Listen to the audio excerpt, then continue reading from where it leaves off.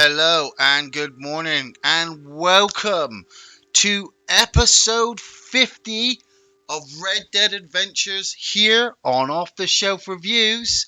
I'm your host, Ian Buckingham, and I'm back, baby. I'm back in the new year. It's officially the 6th of January, sorry, uh, t- 2020, and it's 5 past 9 in the morning as per this recording. And yeah, it's been a while. I did episode 49 just before Christmas, and then Christmas happened, and life happened, and hey, Anakin, how you doing? Sorry, I'm just taking my keys out of my pocket. If you can hear a rustle of metal, and you're like, "What the hell's that?" That's me taking my keys out of my pocket so they don't make a lot of noise. What up, Anakin? I'm guessing you're Russian because it kind of looks Russian. My Eastern European is not brilliant, but what up? Welcome to the new year. My first person back here for episode 50. I'm so happy to be back. Like I said, Christmas comes along, and then oh, you've got Red Dead Redemption 2 PC as well, have you? Oh, are you playing the story? Because I saw my friend Jeff playing the story, and oh my god, I mean PC does make does make the game look just a little bit sharper. I'll admit, I was arguing with him at the time because my friend Jeff, he's a massive PC head. Like everything has to be PC. Like if it's not on PC, he don't give a shit. And I'm like, well, not all of us have the ability to just go out and buy like a 900 quid PC to play it on with a fucking 50-inch flat screen TV and no wife or children to tell us to get off it. So I was just like, dude, I already know. I've been playing this for like over 230 odd days. But yeah, so the holidays happened, and like where I have all my setup, I'll give you a wave, Anakin. Wave, hey. As you can see, it's snowing as well, actually, in the game. I don't know if I obviously this is just for online. Um, there's no snow in the single player, but they did do this whole Christmas kind of blanket of snow, which is cool. They did the same thing for GTA 5 when GTA 5 hit the holidays. And I was really hoping that they would do it again for Red Dead Redemption 2, and they didn't disappoint. It's absolutely been glorious. We had the Moonshine update as well, so I've got my Moonshine Shack.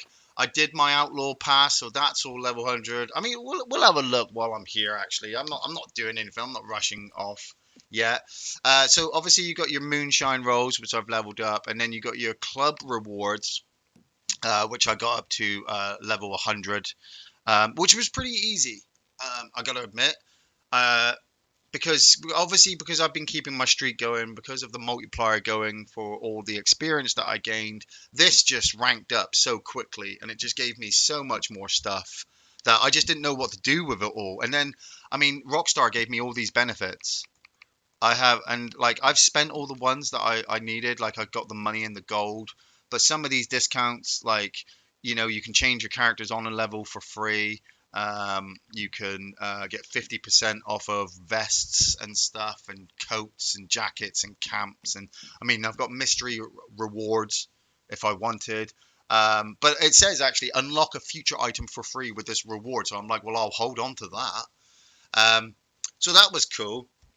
Like I said, with my setup, like I have my setup on my big kitchen table in my dining room, and my family all came down for a holiday, so I had to disconnect it all so that we could sit around and have family meals. And then when you do that, your setup isn't all set, so I wasn't able to make any more videos. And the wife kept saying to me, she's like, look, they're asking for videos. I was hearing in the podcast as well, people were like, hey, where's Ian? Why isn't he in the podcast? We want to talk about this stuff. And I suppose it was good, like the guys, they all, like Dave and Andy, and Gary, they all watch loads and loads of stuff throughout the year. And I watch stuff as well, don't get me wrong. It's not like I live a lazy life. It's just like, I suppose because I'm busy, I'd never put aside that time. Other people are like, hey, I've got to watch this program tonight. And I'm like, yeah, great, go ahead, knock yourself out.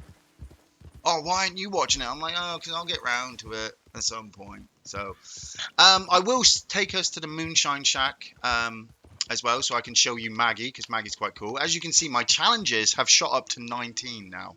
I have 19 challenges to try to get done, but I don't have to complete them all. Morning, Colin McGarry, fist bump. 238 days at the moment, so we're going for 239 today, ladies and gentlemen.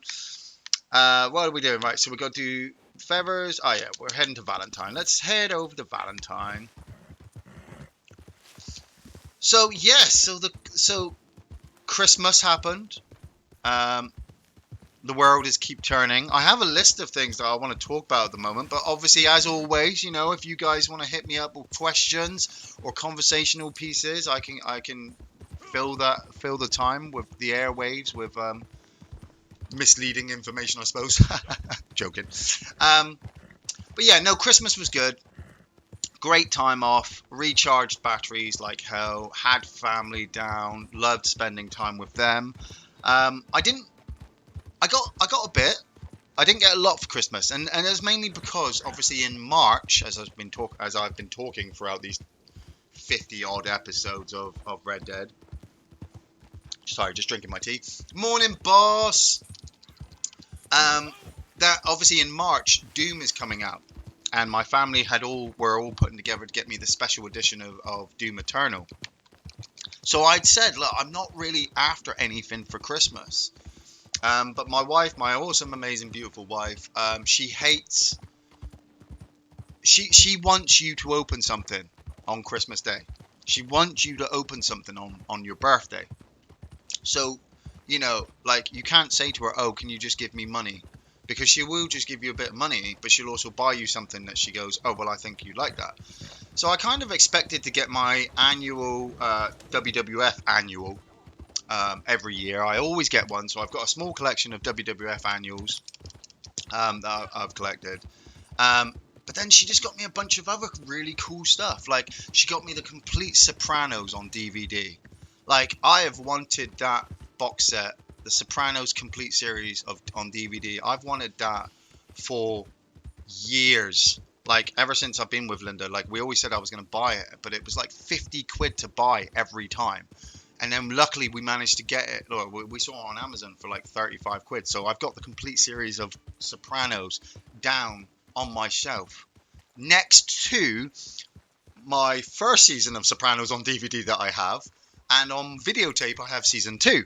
So I have a shit ton of Sopranos. She bought me a couple of cool t-shirts. I got a really cool Red Dead Redemption 2 t-shirt as well. I also got a bottle opener because I always open my San Miguel with my teeth. I've done it for years and everybody moans at me about it. I'm looking to sell feathers. I think it's 10. Let's try to get rid of those.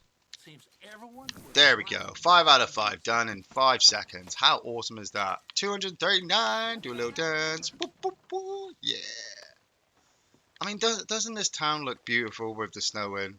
Like, I'm going to be real upset when this goes. But at the moment, it looks quiet. Oh, before I forget, I have to put myself into defensive mode. And I'll explain why later, why I'm in there. But Christmas presents. So, obviously, I got a bottle opener. I got t-shirts. Gary bought me the Willow board game.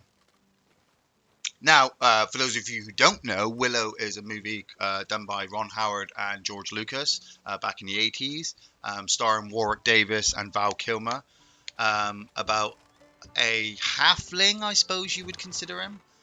A halfling who, the piano player is still playing Christmas music, nice.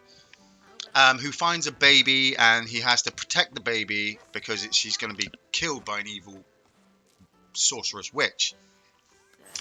And I never knew that there was a board game, but Gary got it for me for my Christmas, and we actually did manage to play it at the weekend. It was friggin' awesome. Gary and I killed the baby. We stole a baby. I got turned into a 2-headed dragon at one point and kept all the good guys at bay, so that was awesome. And he also bought me Wikipedia, the board game. I know. I didn't even know Wikipedia had a board game either. How awesome is that? Right. What else are we doing while we're here? Right. We need to cook some seasoned mutton. Go on call and complete a story mission. Indian tobacco. Free roam event. Spoonbill skin. Okie dokie. Let's go cook some meat. Wikipedia, the board game, is pretty cool. I mean, it's very much like a general knowledge kind of like Trivial Pursuit, I suppose, without the little pie pieces. Um, Basically, it's just you pick up a card and then you read like there's like trivia questions at the start about all manner of things, and then you have to kind of there's another section where you have to get the most popular things and put them in order, and then you have to come up with a list of stuff. Disambiguation, I think they call it on Wikipedia. Um, it was a really good game. Nobody will play it with me because I love the questions. I really do love the questions of how deep it is, and everyone else is like, I don't know that. I don't know. I don't like this game. So I'm like, oh, all right. It's going to be one of those games that only I need to find a specific person to play it with me. Is it mutton I have to cook? I'm going to check. I'm going to just check before it is. Cook season mutton. So while I'm cooking my mutton, did you all have a great Christmas? What did you get? Tell me what you got. I wanna know. Like, what did you give as well? Um, Happy New Year, Dave. Thank you for the T-shirt, Dave. I know. I showed it to Linda. And she was like, Who gave you that?" And I said, "Oh, Dave got it for us." And she's like, "You didn't get Dave anything." And I'm like, "I know, but technically it wasn't from you. Like, I remember you saying you got it from a friend, and you were too big for it, so you said you knew a fat guy, so you figured you'd give it to me. But the T-shirt was cool. Um, I got Dylan a surprise. Obviously, I couldn't tell you. I don't know if I told you guys before. But I got Dylan an Xbox One for his Christmas. Um, he was mad happy for that. He is like we have been battling between the two of us. Oh well, not battling. Like he's using my profile at the moment because the wife said to me, she said, "Well, why don't we get him his own Xbox Live?" I'm like, "Because it's 50 quid a year, and I kind of want to manage it." And what I mean by that is that like if I just give him his computer, like I know a lot of parents sometimes they do this. They just give their child like a thing and they go, "Off you go." And that's it. You never see the child again. Like some parents, like I'm not judging. Hey, some parent, you manage your own children as long as you take care of them. Indian tobacco. Where's my book? I put my book in my bag. My book's not near me at the moment, so I'm gonna have to remember off the top of my head. I'll get it during the tea break. That's fine. Yeah, no, oh Christ, good start. Right in the mud. Oh, look at that. That was all clean. What was that? They just hit that stump, Arta. You could jump over that. Great. Thanks for that. Um, yeah, some parents they give them phones or iPads and they just let the kids go, and then they wonder why the kids like isn't talking to them or treating them with a bit of attitude. So I didn't want that to happen to Dylan, and so I was just like, look, he's got my Xbox profile. When I'm not on, he can be on, but when I'm on, he's off, and he'll be doing jobs around the house. Just so that he makes time for himself. Sounds like a great Christmas. Willow is such a great movie. My girlfriend and I just got a bunny and we named him Willow. I got Luigi's Mansion 3. Oh, nice. Is that good? I almost got that for Dylan for his Christmas, but obviously his big present was the Xbox One. So I said, nope, we're not going to be buying him too much. Which path is it? There's many paths for this where the house? Oh, is it down here? Let's ride around here. I'm sure we'll find some in a minute. Willow is a great board game, man. If you get a chance, like I said, I didn't even know there was one. The pieces they're all cardboardy and very flimsy and kind of you have to be very protective with them, but they look so awesome. Like I said, I mean, Krylovic. Hey, Krylovic. Sorry, I was trying to work out how to say your name. Like he loves the movie, the two-headed dragon thing that the troll gets turned into, the Orbalisk. I got turned into that. I was like strength 10 and nobody could stop me. And I had an army with me, which made me like strength 15. It was freaking awesome. Plus, the person the shirts were bought to was too fat for the shirts. So in theory, you guys are thinner. Hey, well, I can live with that.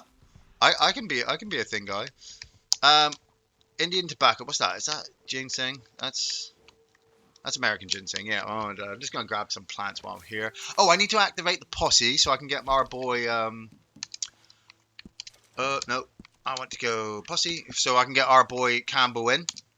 I believe he's watching Rush Hour 2 at the moment, but I could just check. Let's just. He's on Netflix at the moment. You can see he's on Netflix. I could send him an invite. He's probably wondering, but he would have seen the post pop up. What's that? Indian tobacco? Yes, look at that. Boom. Indian tobacco. Gotta know what you're looking for. The wife and I took a road trip for Christmas and New Year. Went to the Baltic Sea coast for New Year's Eve. Nice. Oh yeah, that would have been freaking awesome. Well, talking about holidays, the wife and I were talking about a holiday this year, um, and um, her daughter, my stepdaughter, lives lives in Belgium, and she's always coming over to visit us. And so the wife said that she might want to go over and see her this year. So I was like, yeah, no, cool. That sounds like a cool idea. Um, but then a lot of our family wanted to get in on the idea as well, and so there was like a big talk about a big massive family trip over there. And I was like, okay, yeah, no, that sounds like a good idea. But in my mind, I'm like, oh man, that's going to be a shit ton of us. That's a lot of money. That's a lot of time off. And the wife turned to me, and this is why I love my wife. I'm also trying a new thing with my wife this year, so I'll go into that in a minute. Is is she said to me, she said, you don't have to come. And I was like, what do you mean? She went, well, because there's going to be player kills a free revolver. No. Sorry, I was just checking the free roam event, and I don't need to do that one. So I'll join a story mission. Do that one. And she said, "Well, I know you don't like rushing around airports, and it's very stressful for you because I'm very careful. I've got to keep. I want to keep an eye on Dylan and make sure he's safe. I want to keep an eye on our bags and make sure they're safe. I want to keep an eye on my wife and keep her safe. And then there's other family members. I want to keep an eye on them, and then I take care of myself. And so when we're away, I don't really get to relax because I'm like on it. But because there's so many family members going, she was just like, you can stay here if you want and take the week off, and use that week to do your Halloween film videos with Gary in preparation for October. And I was like, oh my God, I love you. Because a few years ago, they went away to Belgium and I was unable to go because I didn't have a passport. But I just stayed home and I had 5 days to myself. I was like the most glorious, it was the most glorious, I say it's the most glorious holiday because I was properly able to relax. I was worried about my family going away, but because I wasn't there, I couldn't do anything about it. So I just had to kind of just let it go. And I had to put all my trust and faith into my wife that she would obviously take care of everything.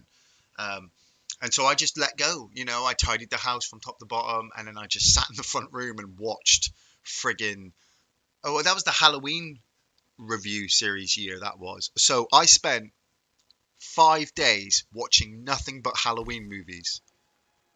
It was glorious. I mean, the Halloween movies are shit. Like towards the end, the Halloween movies are shit.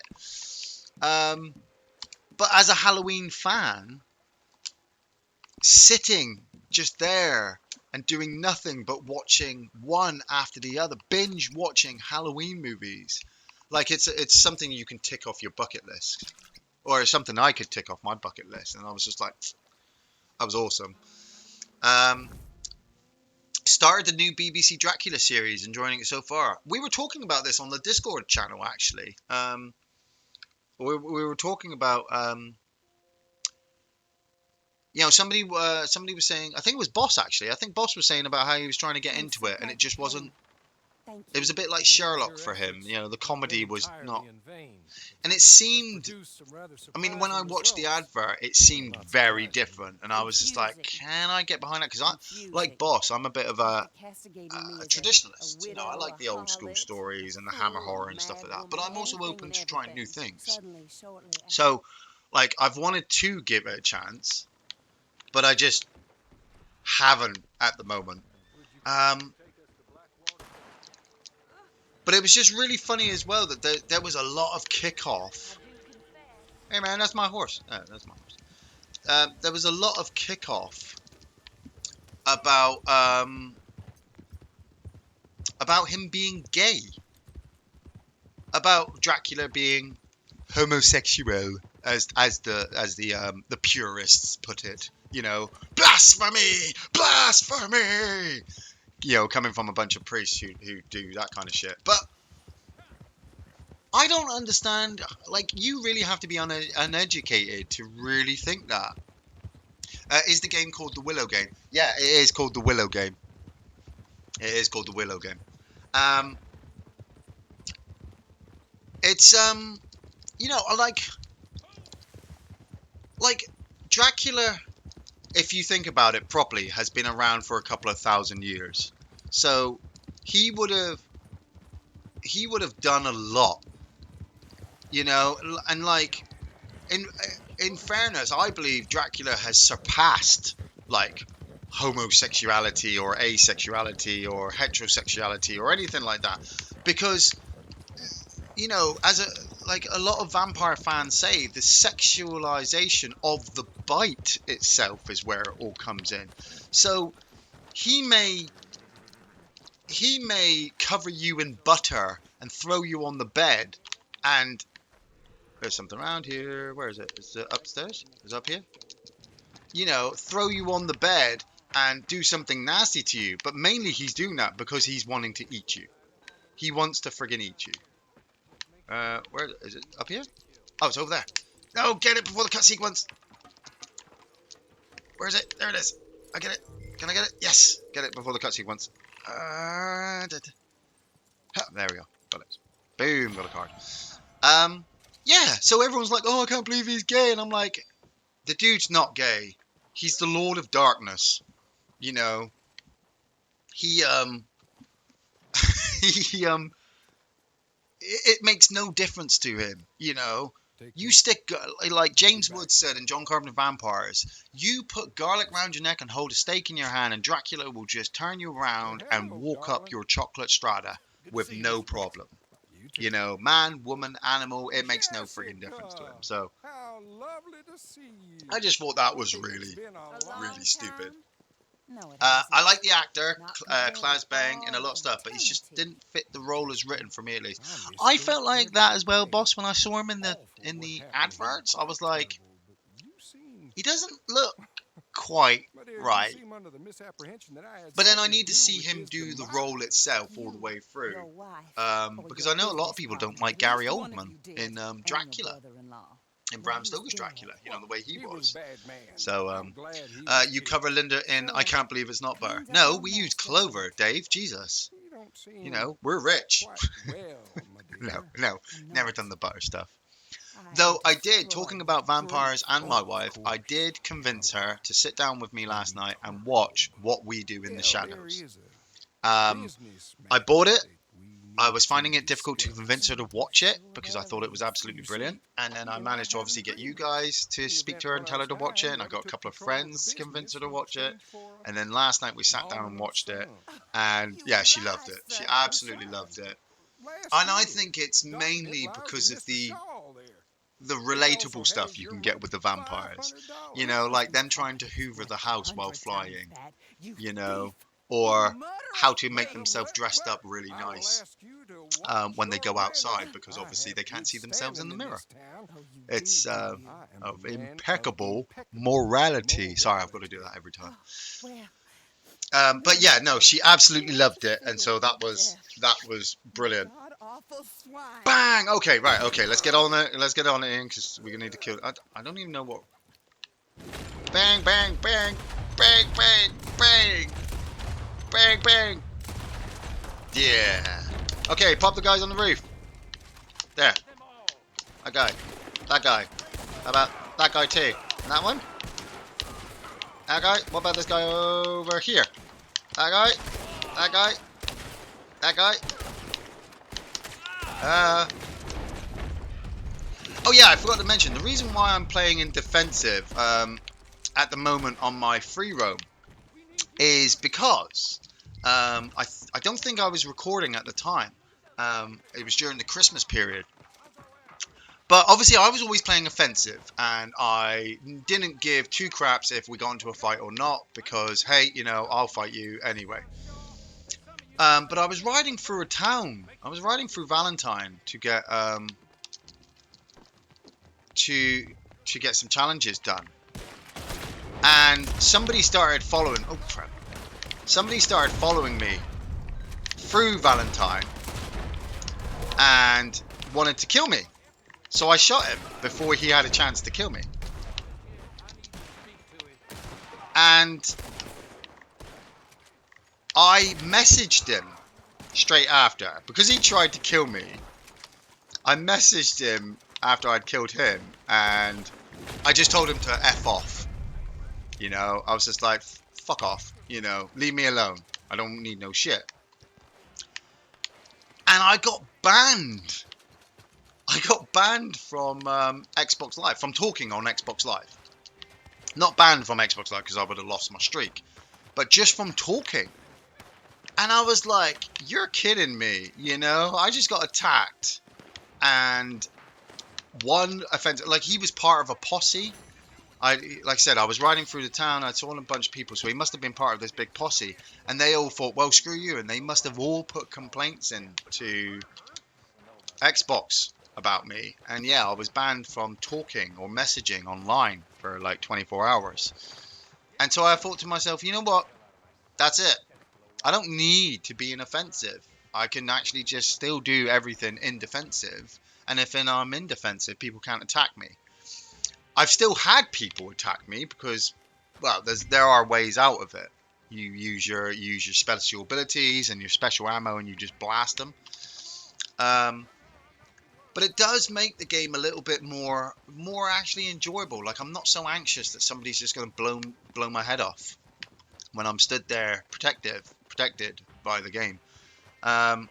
I don't honestly care what people think. If they're like, oh, you're a pussy, you should play an offensive. I'm like, I did that for fucking 235 days, and now I'm going to take a bit of a break. So that's why I'm playing in defensive at the moment. I may get some flack for this, but when I saw a scene set in the 19th century Budapest and saw a bunch of black and Asian nuns in a convent monastery, it was really weird. What is it with history and the BBC? Well, the BBC are obviously trying to pretend that they are... they work for everybody. That guy just hit Miss Leclerc. And what I mean by that is obviously we're talking about the BBC, who obviously allowed Jimmy Savile to do all their stuff, and they're very obviously they're the only people that make you pay for a TV license, I believe, the BBC. So if they don't stay on board with all of their, hey, politically correct kind of shit, then people will just stop paying to watch the BBC. I know I don't understand the whole TV license shit myself, and don't ground down my neck that I should not pay my TV license because I'm funding terrorism, and I should just stream all my shit. Because in fairness, if you stream your shit, that funds terrorism as well. We're all funding terrorism in some form or way. I'm going to get onto nuclear war in a minute because, well, that's a big stickler today, isn't it? I mean, literally what, episode 49 was about the fucking Tories winning the political vote, and now episode 50 is going to be about Donald Trump almost starting World War fucking 3. Hey, welcome to Red Dead Adventures. But at the same time, in the BBC's defense, at least they're giving people opportunities. If you look at those actresses, boss, those black and Asian actresses, they wouldn't have got those parts back in the day. They would have, all those nuns would have been white women. So, in fairness, good on the BBC for just opening it up a bit and trying something new and just doing something. And like they say, there's no bad press out there. Press is press. So if people are talking about Dracula, then be it about his homosexuality or the discrepancies in the history, then hey, they're still talking about it, aren't they? Really don't want to sound like a bigoted ass, but Europe didn't always look like it does today in the sense of demographics. I know, yeah, I know, I get that, boss. But obviously, are we not trying to stem away from that? You know, are we not trying to show people um, that we're not trying to be massive bigoted asses, racist asses anymore? I'll take it from here. Like, I'm all open for it, dude. Like, you could, like I was the first guy to be like, hey, I like the female Doctor. I don't need to see them. I like the female Doctor Who, and everyone was like, "Oh my God, the Doctor's not a woman," and I'm like, "How the fuck do you know? It's a fucking, it's a fictional story based on a fictional character." And the same thing could be said for this as well, isn't it? It's Dracula, but he's a fictional character. I believe. I don't believe there are vampires. Imagine if Dracula was a non-fiction character. So it doesn't have to be historically accurate. Yes, we are now, but that doesn't mean we need to pretend history wasn't the way it was. No, that you are true. But we're not stopping people from going back and looking at it, are we? You know, I mean, like you and I said, we're fans of Hammer horror. Um, there's not many dark-skinned or Asian actresses in in any of the Carry On movies or any of the Hammer horror. Like, I'm trying to think of one with a black actor in, but they're not. They're it's more present. It's more present day that they have to be that. But that doesn't mean you can't go back and watch the old Hammer horror movies, you know, and sit there a bit and be like, oh, I can see why they changed it. If Dracula was a real person. Well, yeah, I know, boss. I know. But like you said originally, you don't want. I really don't want to sound like a bigoted ass. So take it from somebody who tries to stem away from being a bigoted ass. Sometimes is that, hey, just let it go, dude. Let it go, let it go. I'm one with the big and the snow. Sorry, I saw the snow and I thought it was a Frozen thing. You know, you just gotta you just gotta go with it, dude. You know, if you don't enjoy it, then you don't enjoy it. You know, doesn't mean you have to, impale everybody, do you? Or kill a convent full of nuns. That would just be weird. Like, hey Ian, guess what I did at the weekend? What? Killed a convent. Sorry, full of nuns. Right, okay. Right, oh, Moonshack. That's where the Moonshack. That's where we're going. We'll go get We'll go get a drink at the Moonshack. Oh, is there a collectible? Of course, there's a collectible. There's always a collectible. There's always a collectible nearby that you got to pick up. Chewing tobacco? Take the chewing tobacco. Oh, the card is. Oh, come on. There, pick that up. Why won't you pick it up? Pick it up. It won't pick it up. It's like right there, next to the tobacco as well. Take the tobacco. Oh, you were joking me. Look at him. He's just looking at it like, what? What do you want me to do? I want you to pick up the card. The card's like right there. It's like a. There we go. Thank you very much. Jesus. So, as I like to do every now and again, let's talk about the news.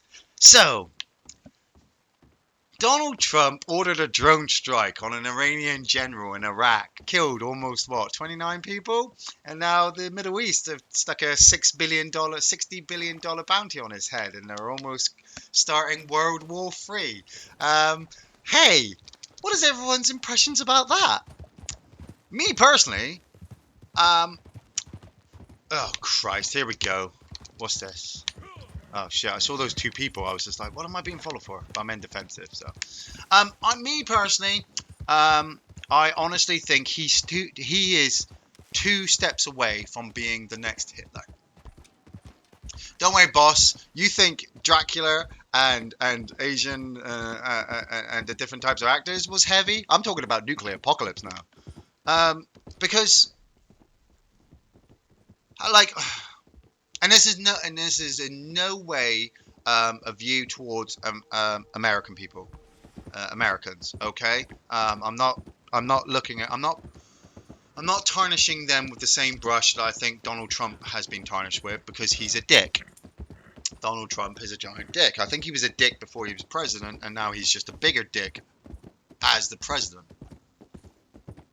Now, and don't get me wrong, I'm not defending this Iraqi general because, in fairness, because he's probably done some shit in his time as well. Yes, Elizabeth Tolento. Yes, that's what I was going to get to. He's trying to deflect from the impeachment. I mean, he was going to be impeached, and everything was going to be. He was going to get into trouble, and then bang, he's now. Oh, you got the pigs. Oh, you lucky bastard. Oh, man. I haven't seen pigs here in freaking ages. Can I, Ah, you lucky. You lucky git. I wanted these pigs. Hey, GPL 9380. What level are you? You're probably a high level, aren't you? GPL. Oh, you're a level 9?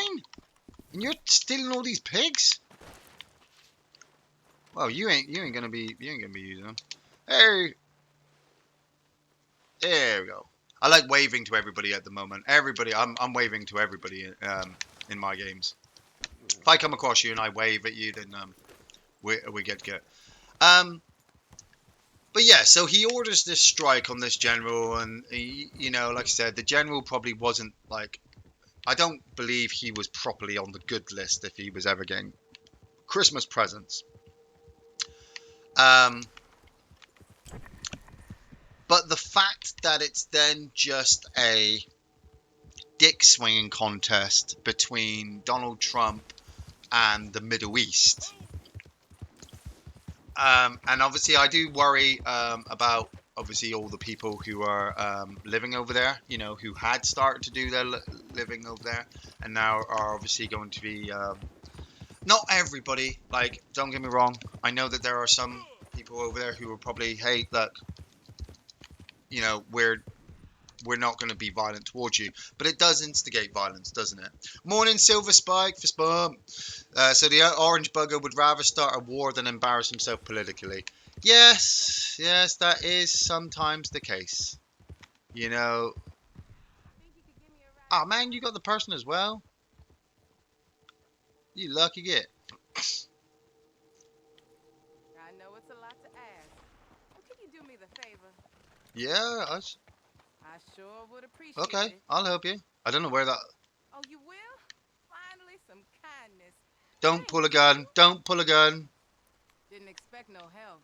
Tell the truth. All right, we'll get on then. Reckon you can get me to Yeah, man. Valentine?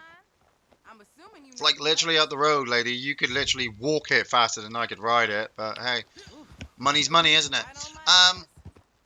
Oh man, Ricky Gervais was on fire last night. Like, I get shit for the shit I say, but that mother. Morning, Mongo, fist bump. Morning, Ash928, fist bump. Yeah, Ricky Gervais last night, like nobody can ever talk about me saying shit ever again. He was on fire. His jokes about Jeffrey Epstein, his jokes about Prince Andrew, his jokes about ISIS. I was like, Suppose I should be damn! And you could see some of their faces. They were like, that's not funny. And I'm like, well, half the other room find it, you know? But no, I personally don't believe it is going to be World War III. Because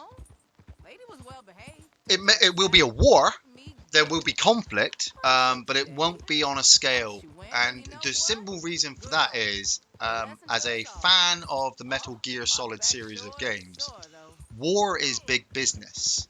And you can make a lot of money out of war. You can make a lot of money selling bullets and guns and paying your troops and fuel and taxes.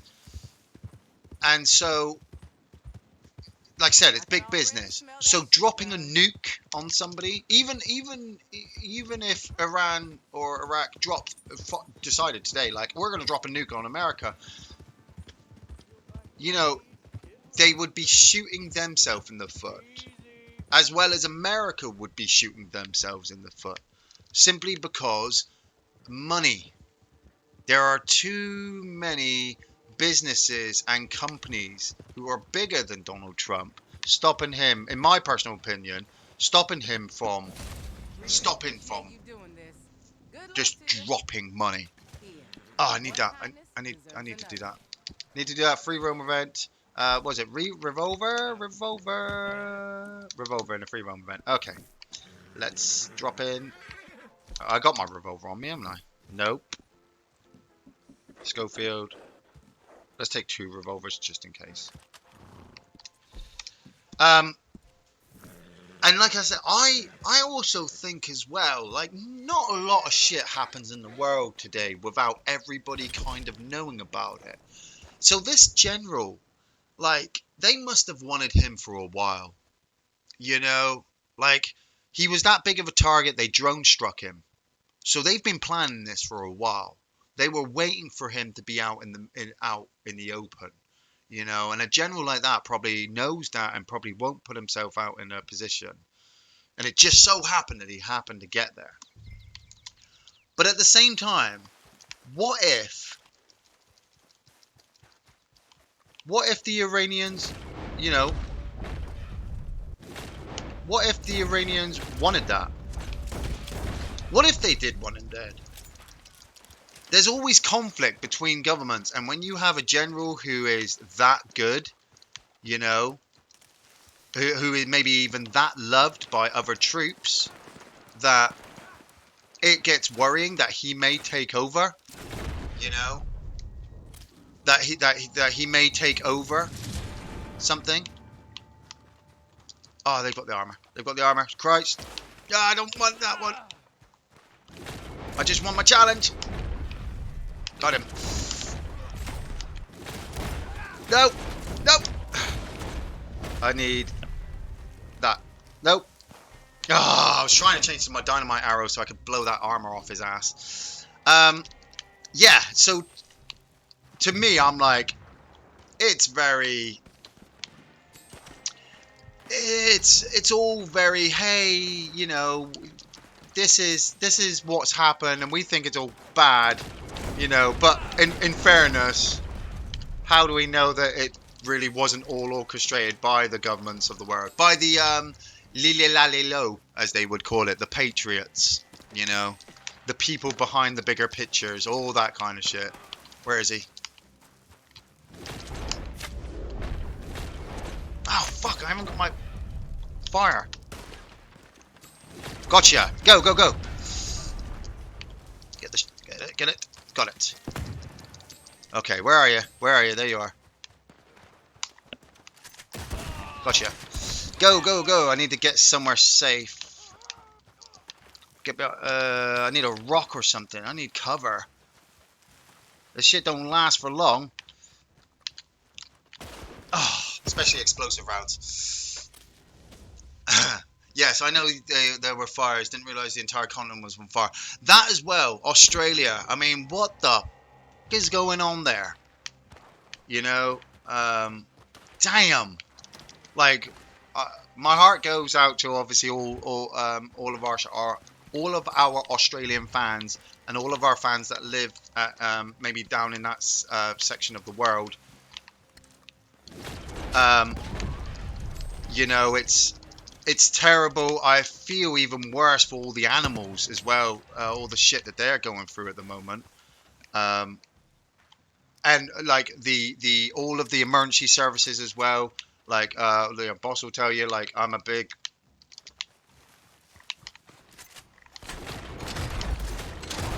big stickler for all of our emergency services. They should get paid all the goddamn money in the world instead of spending like trillions on soldiers going to fight a war that is just stopping a guy from being sent to prison. We should be giving those trillions to people who obviously need it, like the fire service and all those animals.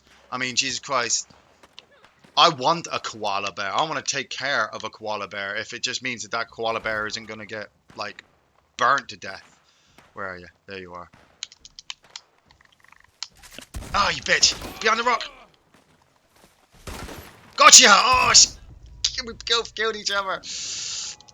Um, and it is absolutely terrible what's going on down there. Just kill me. Yeah, I can't make it to that armor as quick as I can. Like that, I think is even more. It needs more attention than fucking President Dickless over there.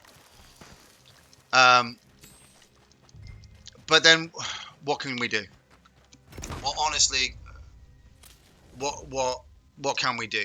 You know, I mean, I live in the UK, and like, if we could bucket up all of our water and just send it over there, I think that would be a hell of a lot fucking easier. Take up some of those. I've got my challenge. I don't care. I'm not planning on winning this shit. If I get the armor, I'm happy. But I want to stay until I get the money. So if you're watching me get killed, it's because I'm literally running to the armor and talking to you guys at the same time. So I don't give two shits. It's such a fucked up world at the moment. It's only 2020 and literally we're on 2 steps away from being World War III and Australia is on fire. So it's just weird. And I'm saying this to a friend of mine. You know, I was saying about I was saying to him because I had my step granddaughters down over Christmas, and one of them is 5.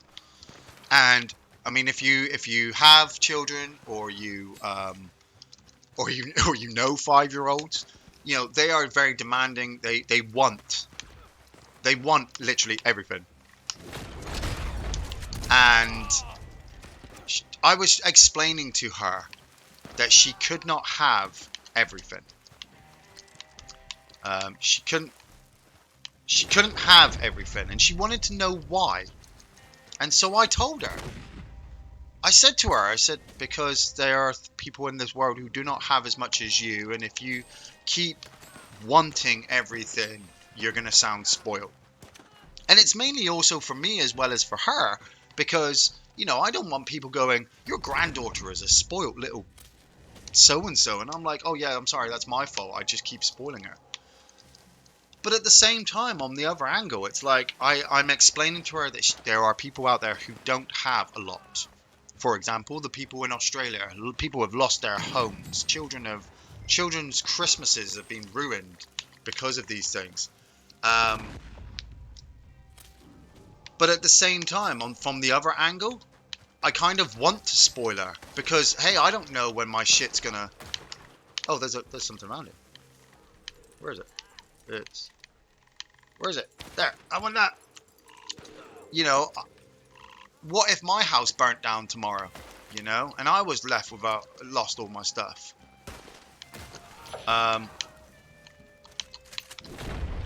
Where are you? Oh, it's there.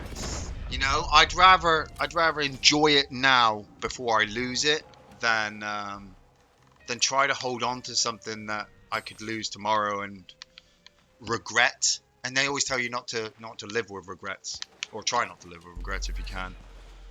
It's very hard. It's a difficult thing to do. Are external hard drives worth it for the PS4? Could anyone recommend me getting it? I can, Mongo. Somebody I know over Christmas went out and bought the new Call of Duty. And he's already got, I think he said he's got Elder Scrolls, the online Elder Scrolls game on his PS4, so it was taking up a lot of space. And so he had to buy an external hard drive just to be able to put Call of Duty on it so that he could play it. It was like 80. I think it was like I think he spent like 85 quid on the game and then had to spend like another 50, 60 on the external hard drive just so that he could play the game. And I just looked at him and was like, well, that's dumb. Um, but it's what he wants to do, and I was just like, well, if it's what you want to do, dude, that's what you want to do. So yeah, I would say definitely if it will be worth it for what you want to get out of it. Um, as long as you get uh, what you want out of it. What's that down there? Is that a camp?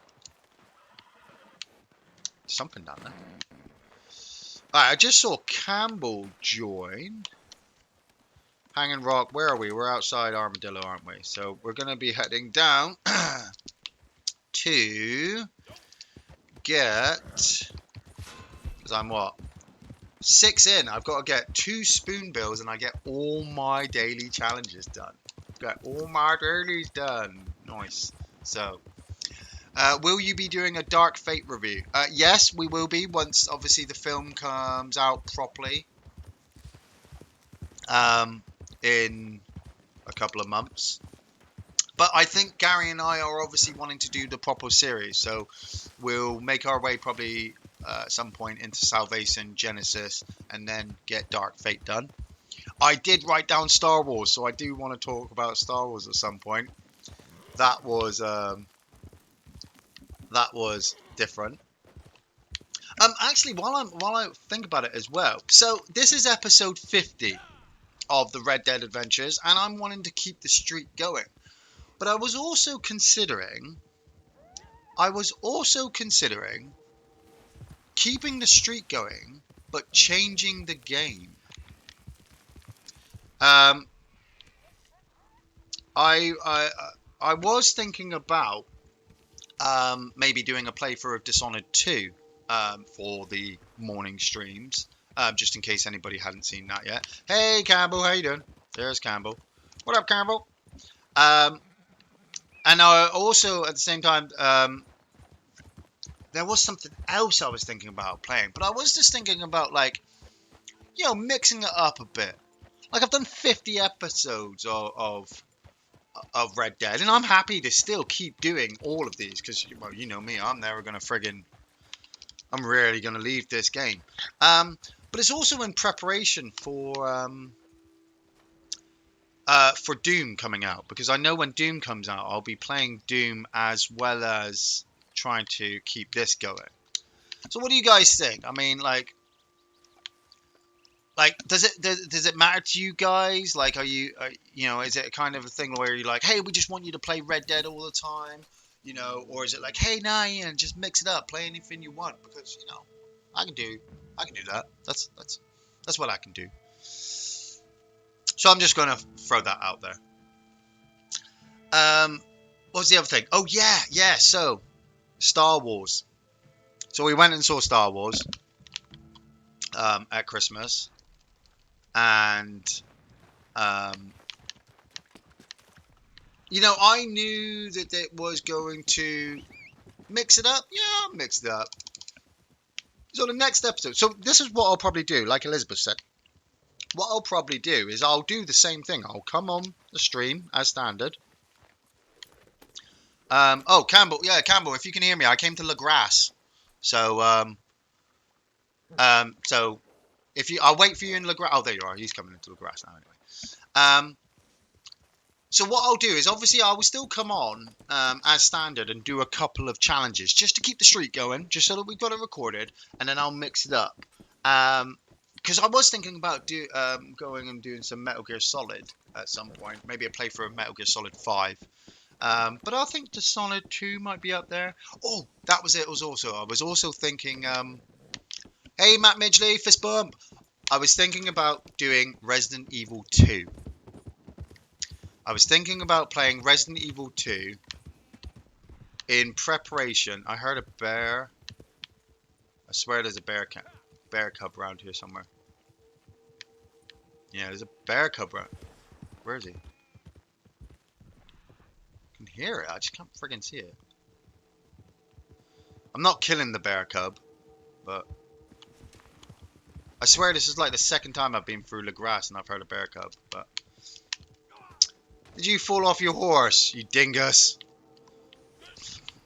Can't ride a horse. Hey boss, I would love to see some Resident Evil. Yeah, I think it's. I was thinking it because Resident Evil 3 is coming out soon. I was thinking the remake Ash 928. Because I bought the remake with Gary last year, and Gary blasted through it, but I haven't played it yet because I was doing this. Um, but I was thinking, well, episode 50, maybe I could just carry on with doing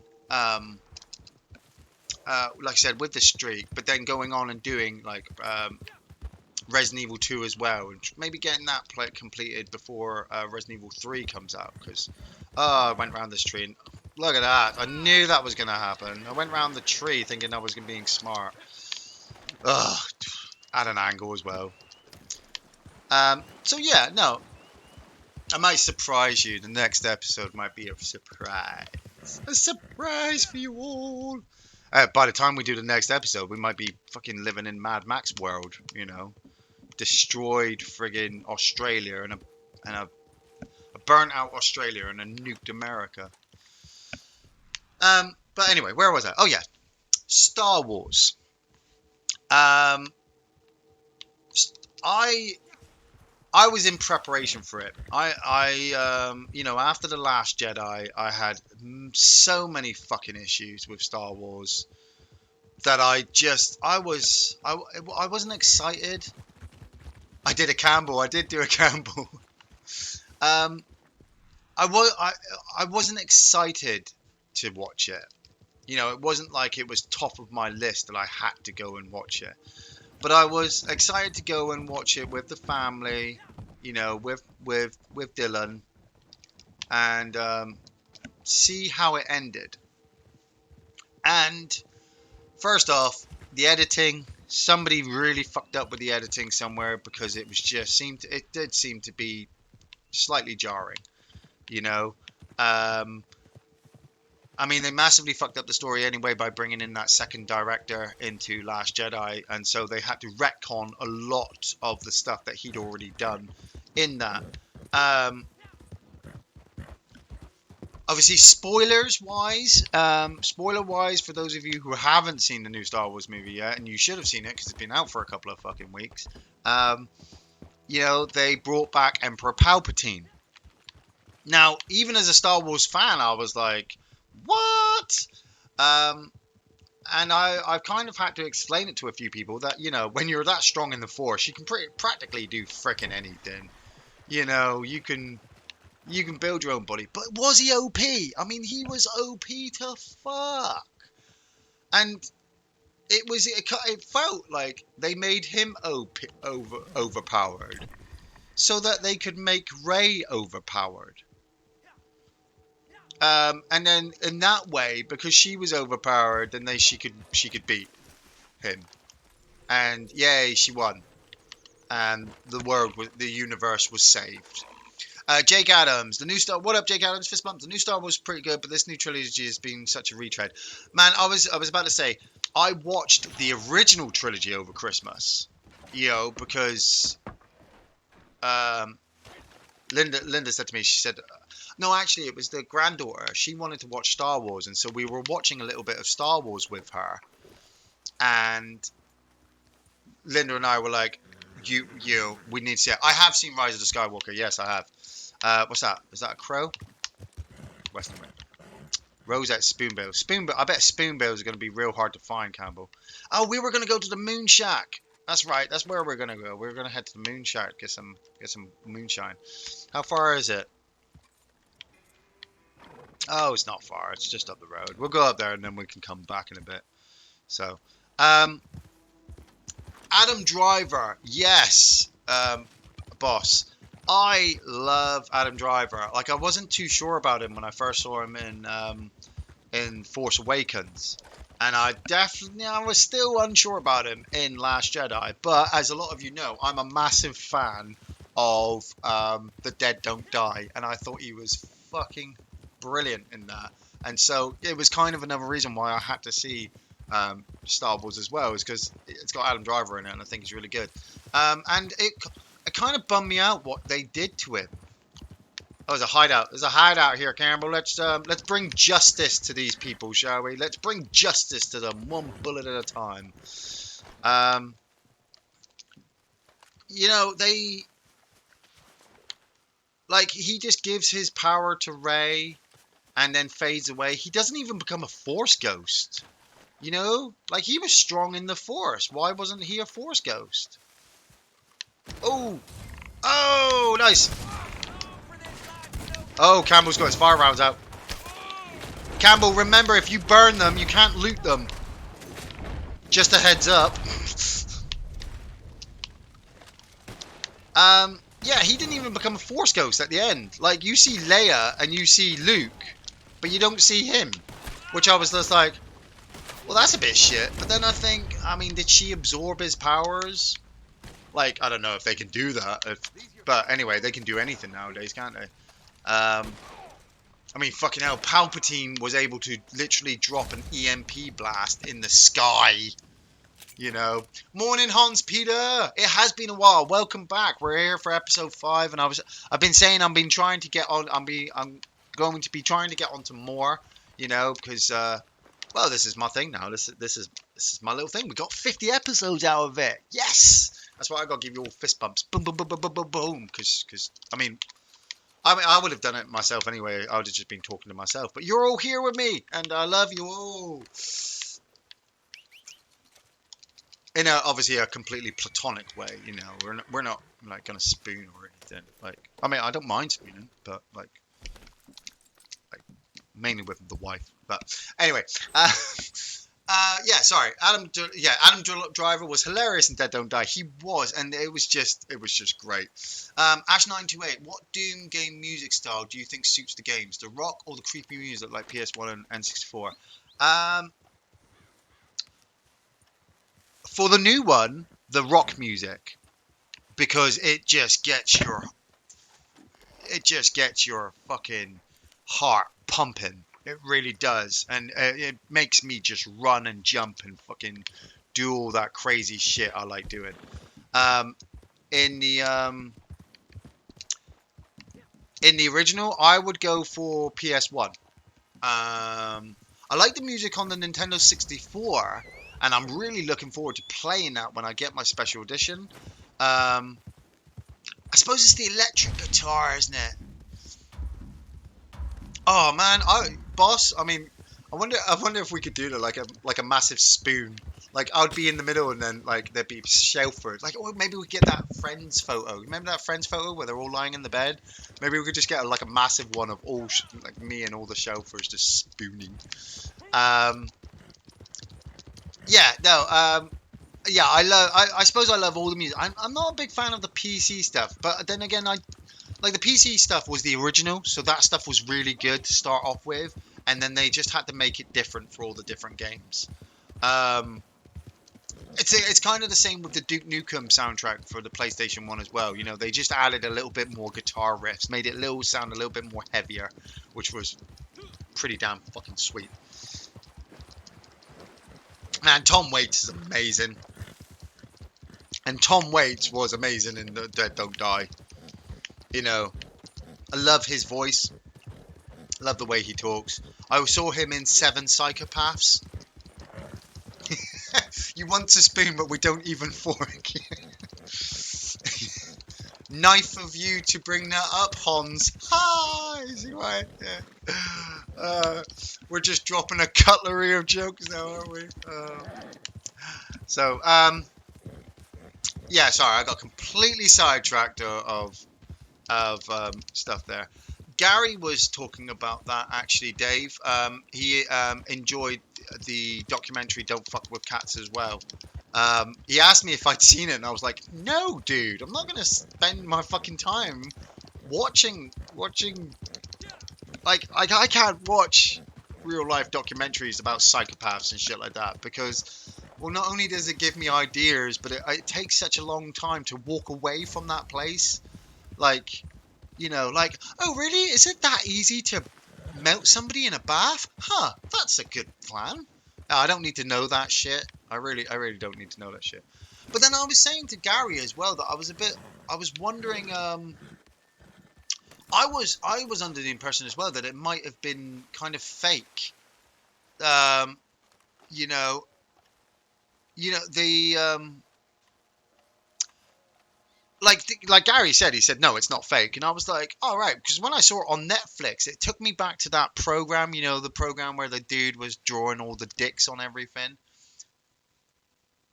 and it's real, but it's not real kind of thing. And I looked at this thing on Netflix, and I was like, oh, is that the same kind of case? I don't know. So this is my little my moonshine shack. Um, I've got here, bought it. Uh, Maggie, this is. I'll introduce you to Maggie. Hello. This here is Maggie. How can She I runs the help? moonshine. As you can see, she's got a bit of a Hicks thing going on in her face. Her whole backstory, we might do a mission with her actually in a minute. Her whole backstory is that she used to do all the moonshining racket. Um, all over the place, and then she got betrayed and taken down. They threw her in her moonshine shack and set the place on fire, and luckily she managed to escape, but just with some burns. And then obviously you set her up. I've practically got everything. Obviously you know me, I don't fuck around. I got all the decor. I haven't bought the floral decor actually, so I'm going to buy that now actually. So I've got it all. I've got more than enough That's gold. livening the place up a Ian, bit. did you watch The Witcher? No, I didn't, but the wife did.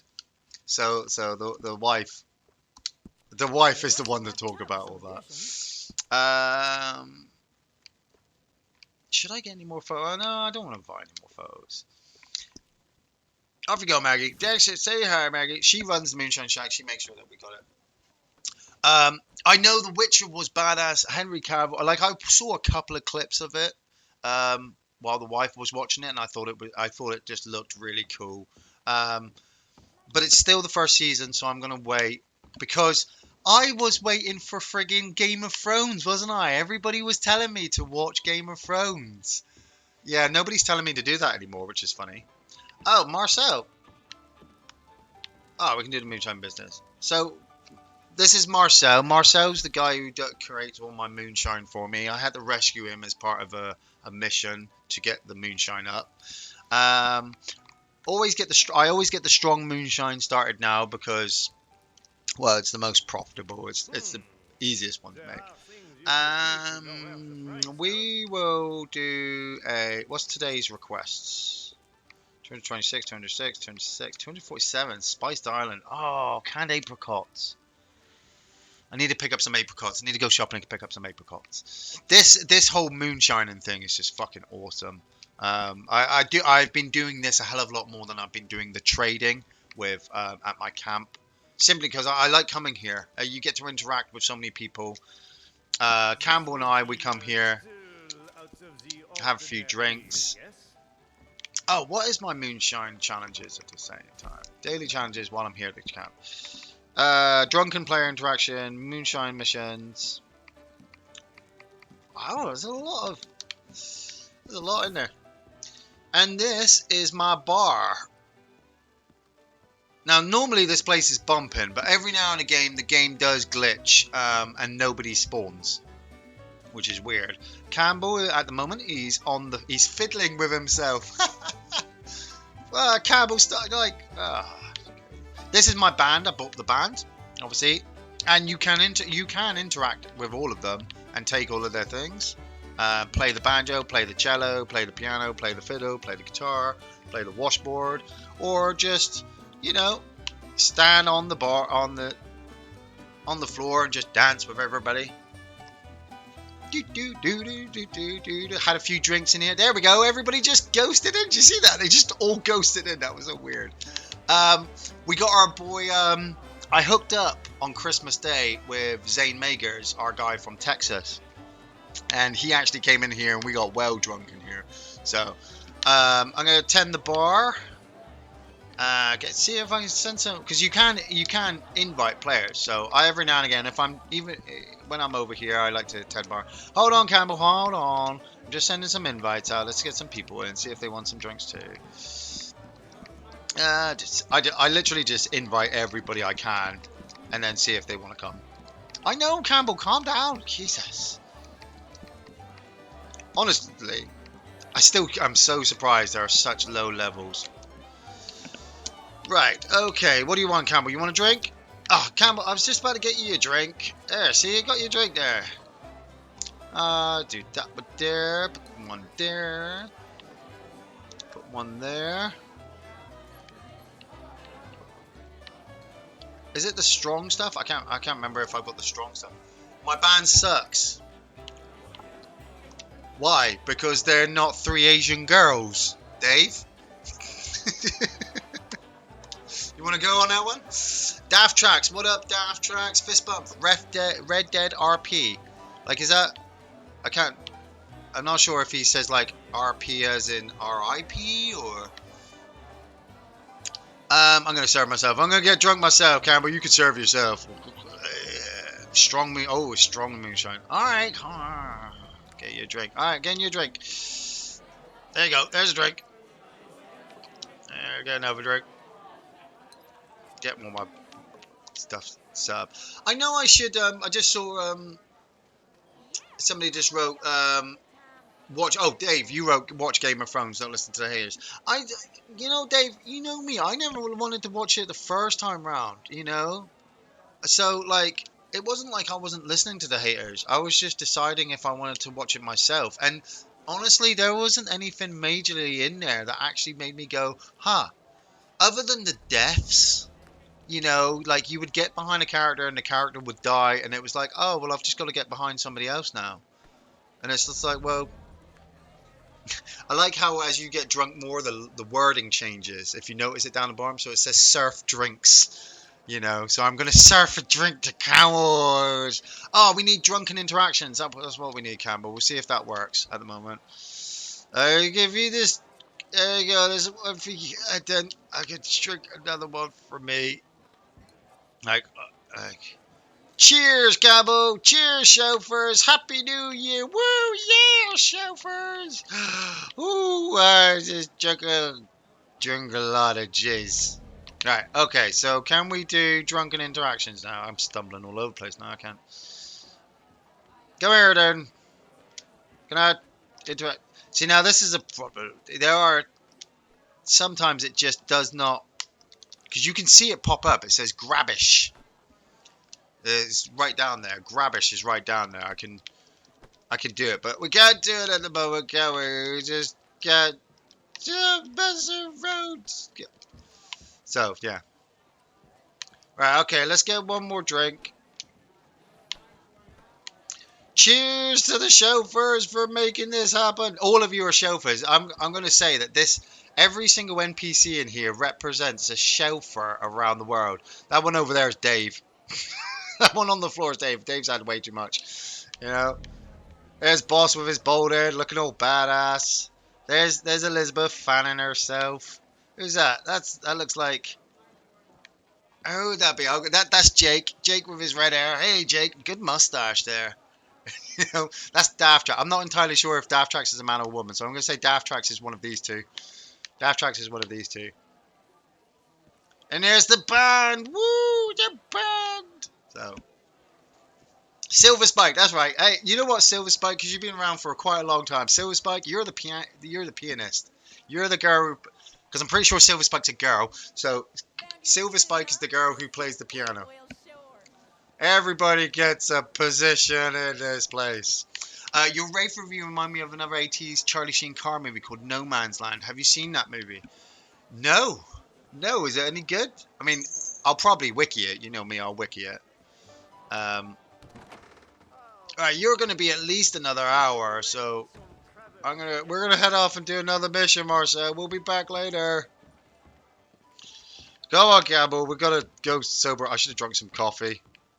So, what time are we on? We're on 20 past 10 at the moment, and I do need to go for... Actually, we'll go to camp. I need to get a cup of tea, and yeah, Dave, that's why you're sleeping at the door, because you're babysitting everybody who comes in. I need to get a refill, a cup of tea, and pop to the little boys' room. So, Campbell, take us to camp. Where's your horse? He's done it. head to camp. Where are we? We're down there. Yep. Head down to camp. I'm gonna head off in a minute. Grab a drink. Pop to the little boy's room. Is he not moving? Is he? Is he moving? Sometimes that's what they do. They do get stuck. Yes. So he's gonna head off there. We're gonna get a couple of missions done. Hopefully get the last of our rosette spoonbills, and then get that done. Um, Iain, since the guest is coming out soon, when's the right time to make another review request? Um, I mean, you can put in. I'm pretty sure, like Gary says, you can put in another one. But obviously, if you're unsure, like send an email to Gary, and I suppose obviously as long as you're still signed up to the Patreon, then it would just go on the list. Um, but I'm unsure how long our list is at the moment because we did get a bunch of patrons over Christmas period, um, and then obviously we did have our break. So we are on top. There is a film review going up this Thursday, as some of you may have noticed. It didn't go up last Thursday because obviously it was New Year's, and we'd like to give ourselves that at least a week ahead so we can go. Um, but I know we've got at least 5 or 6 films ready up for our next bunch of reviews, um, and then we've got whatever's after that to come.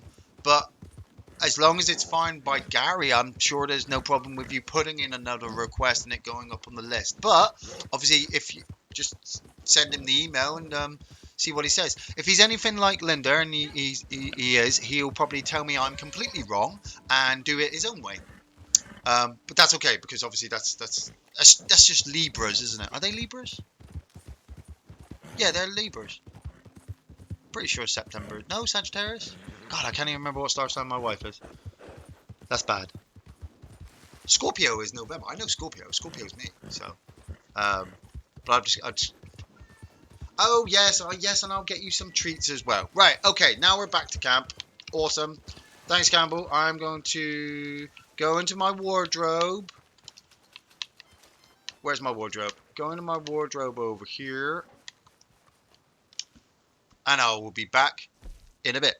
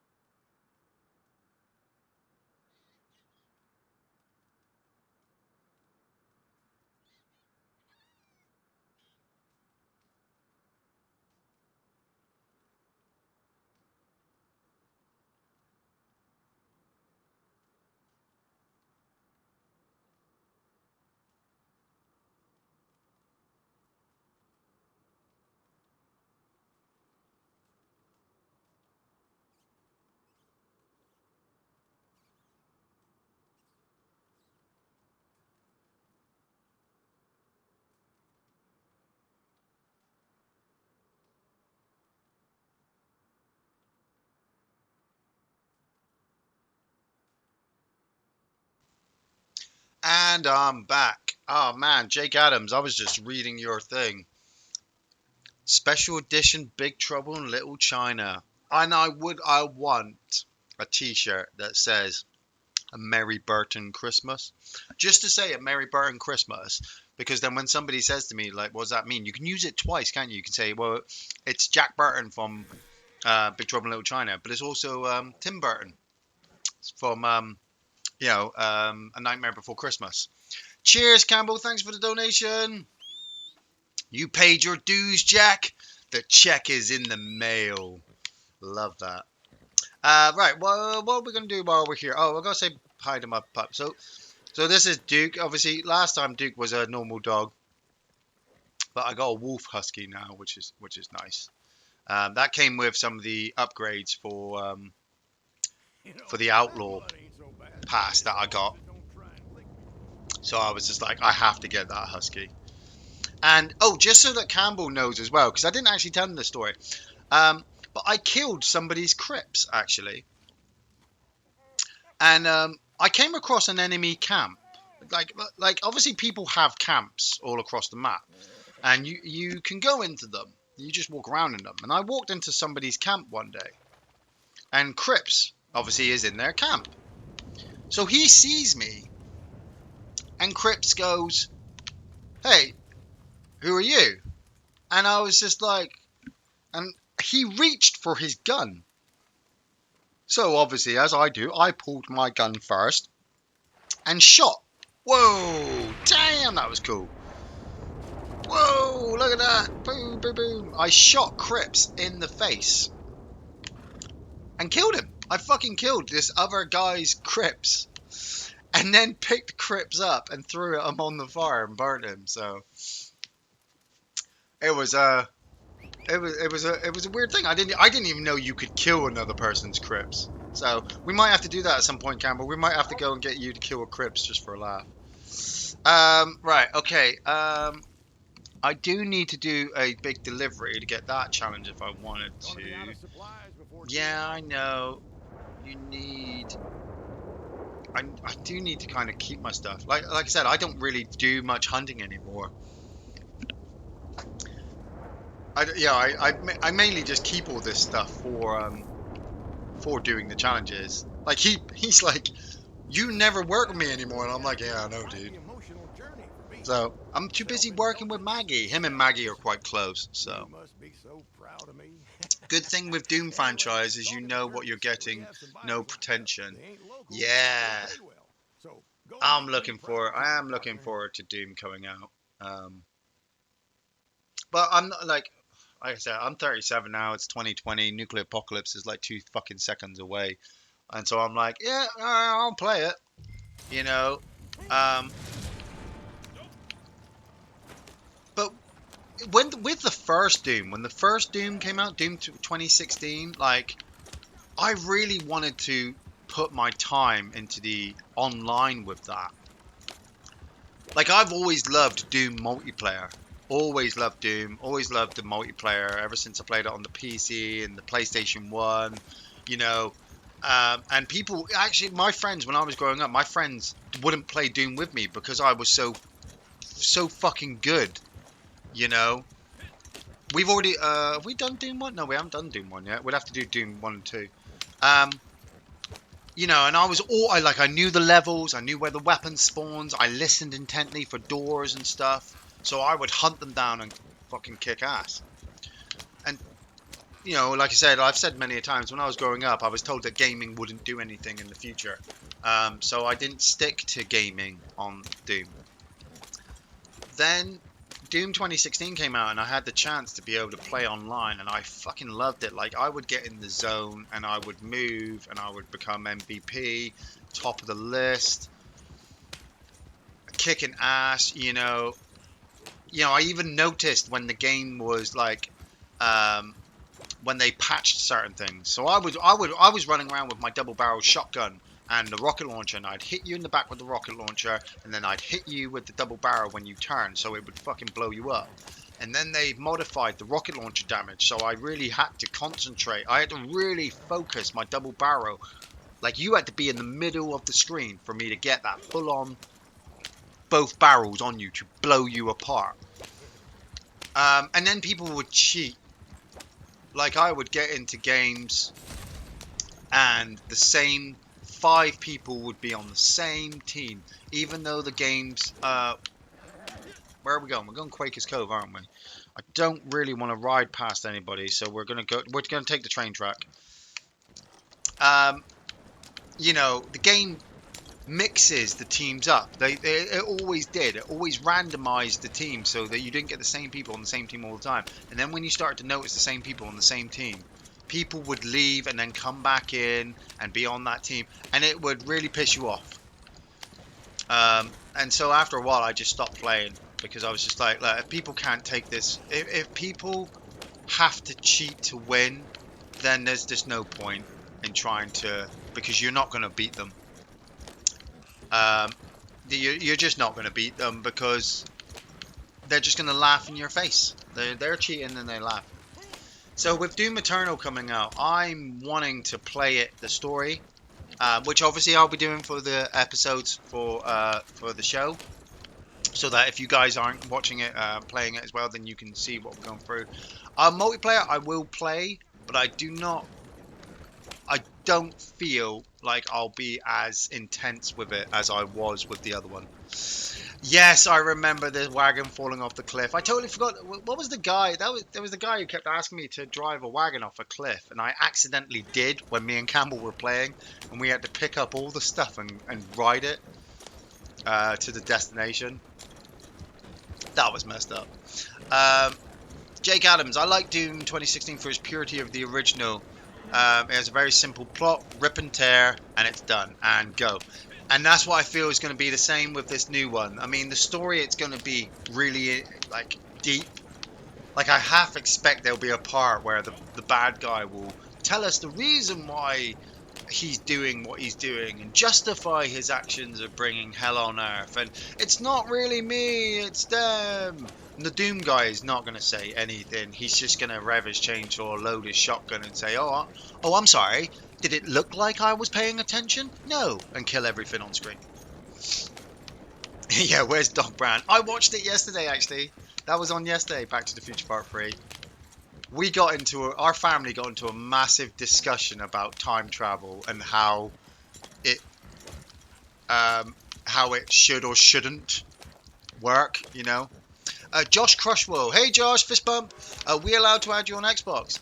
You can add me on Xbox if you want, and you can play with me if we're online on the same game. Just, just kind of remember that, like, obviously you're you and I'm me, and like I'm not going to tell you my address or my bank details, or like, oh Christ, sorry, or like, tell you my wife's maiden name, or like my bank sort code. I'm not going to give you personal details. We'll play together. I have set my profile now to offline all the time because it helps with Red Dead Redemption. When you were being hunted by assholes, they would look on your profile. Hey Campbell, you remember when you crashed the wagon here? Oh Christ! Oh Christ! What?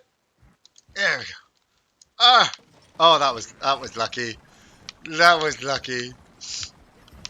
I was like, yeah, Campbell. Oh shit! For a second, then I thought, oh, I've pulled a Campbell. Reverse, reverse, reverse. Go. But yeah, I set myself to offline because when I got into fights with people, they would look on my profile, find out where I am, and they would hunt me across the map, and I'd end up fighting me all over the place. Give me your bank details and address and blood type. Oh yeah, guys, sorry, let me just go get my underwear because it's all written in there for you. I will post my dirty underwear to you so that you've got it. So but yeah, no, I'm happy to play people, and if more people get Doom, then we'll play Doom. But don't get it just to. I don't want anybody spending a shit ton of money on something, to play with me that they're not going to enjoy, if you know what I mean. I mean, we've been very lucky with Campbell. Um, like, well, Campbell. I mean, Campbell didn't have an Xbox um, up until what, a year ago, maybe 2 years ago, and then when we started playing Red Dead, he went out and he got an Xbox, and he went out and got Red Dead, and like there was times like Campbell was gonna just get rid of his copy of Red Dead. You know, he was gonna get rid of his Xbox because it just wasn't working. He didn't feel like it was working properly for him, and it didn't feel like he was enjoying it. But you know, it felt sometimes it felt like he wasn't enjoying it, but he was playing just to play with me, which was really nice, and I've totally appreciated it all. But since then he has turned into a fucking badass on a horse. You know, he's what level are you now, Campbell? You're fucking like level 157 odd, and you've got all your stuff uplocked, and you don't take no shit from people anymore. Hey, Jay Hines, welcome back, Jay Hines. Where you been, Jay Hines? Where you been? Where you been? Like you were saying to me, Ian, when are you gonna do episode 50? I'm here for episode 50, and now you turn up, Jay.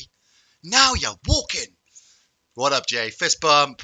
Morning, Avano Laugh. Oh, that's who it was. It was Avano Laugh who asked me to crash my wagon off the fucking cliff, and I did. I actually did. So, where's that?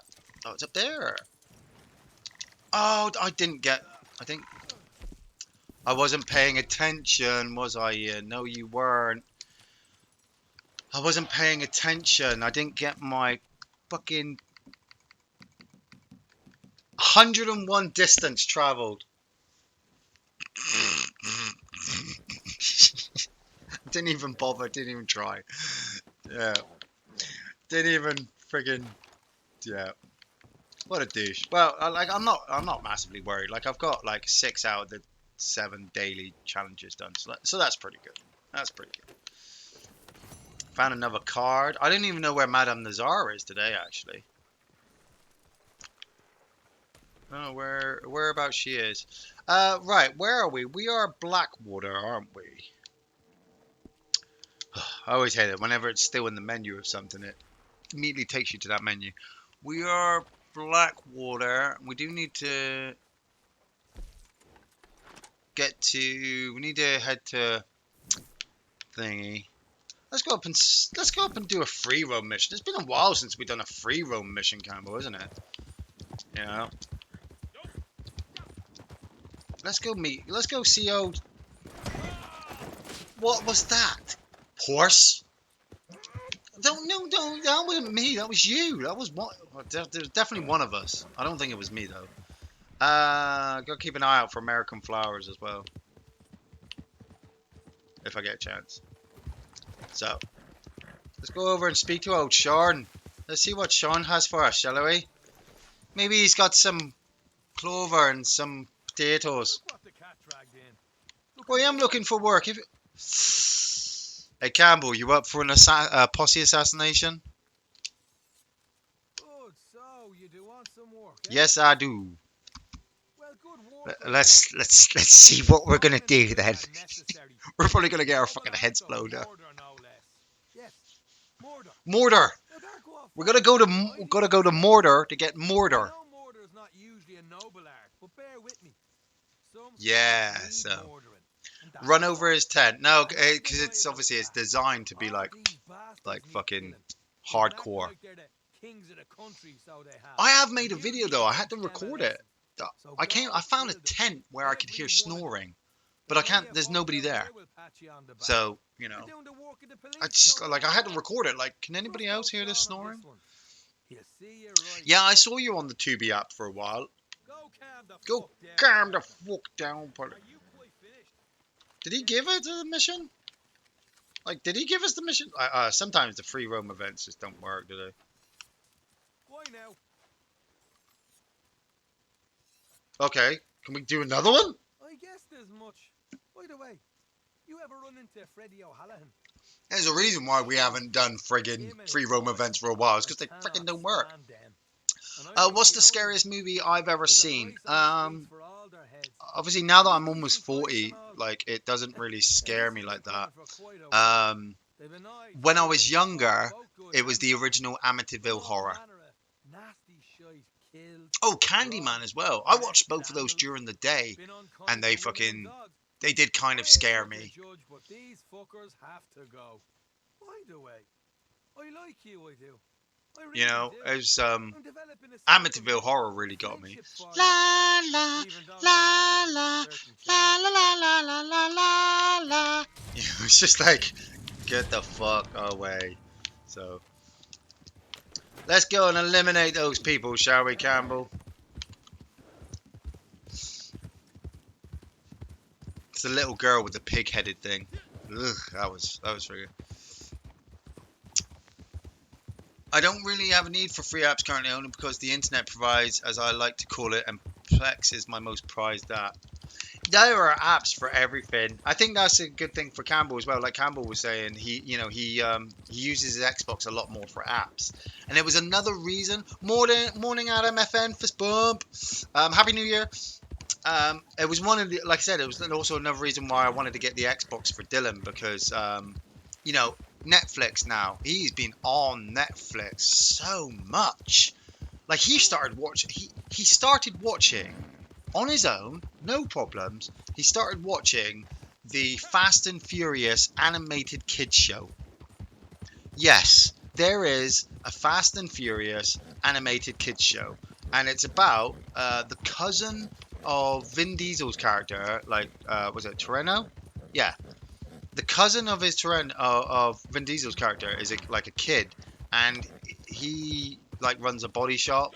But then the government get involved, and he becomes like a secret agent, and they've got really fast cars. Like one point, they went to the fucking moon.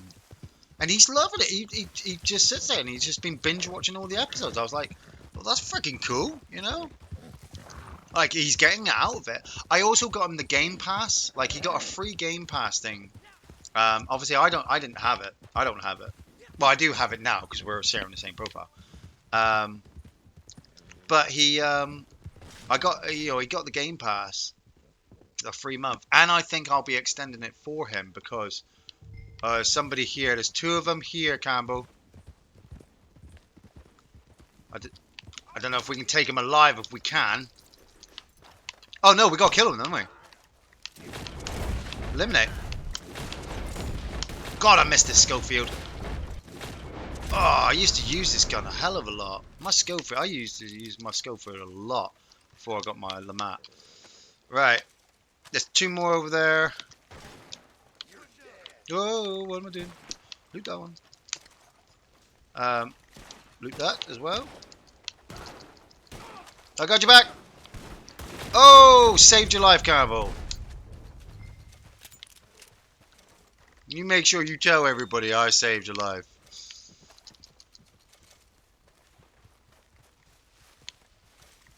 That guy almost had you, but I blowed him. I blowed him away.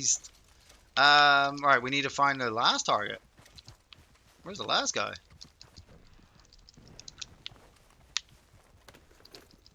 Up by the question mark?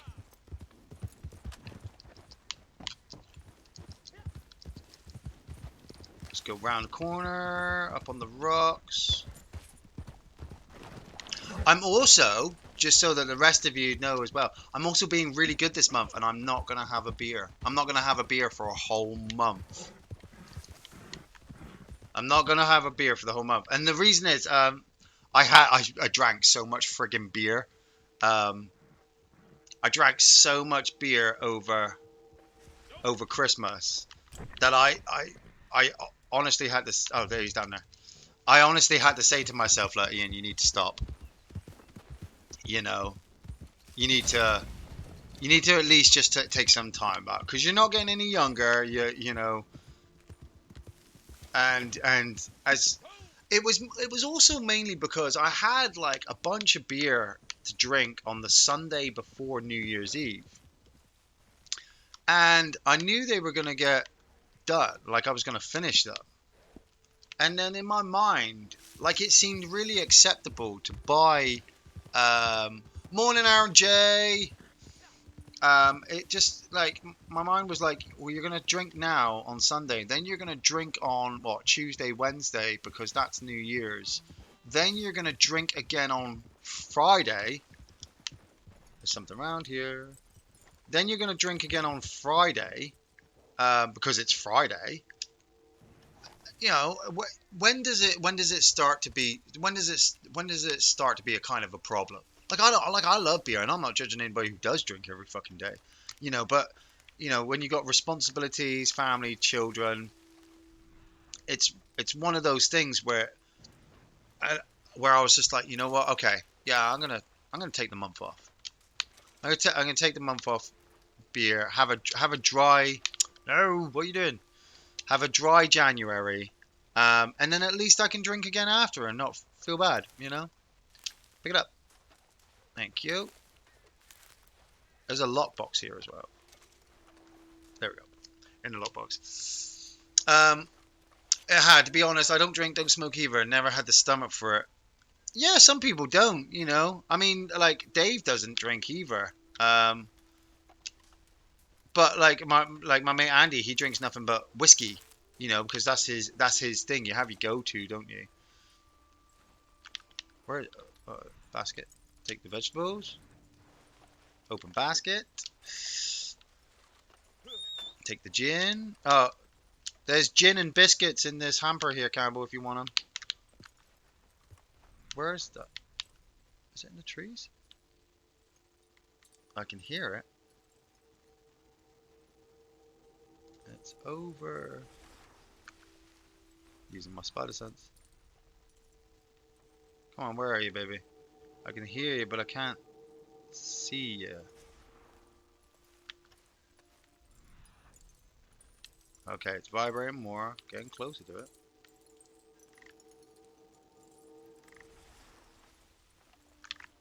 Come on, where are you? Around here somewhere. Can't see, the bushes are in the goddamn way. Trying to look up into the trees. Campbell, what am I looking for? It's around here somewhere. Alright, definitely right on it now. In here?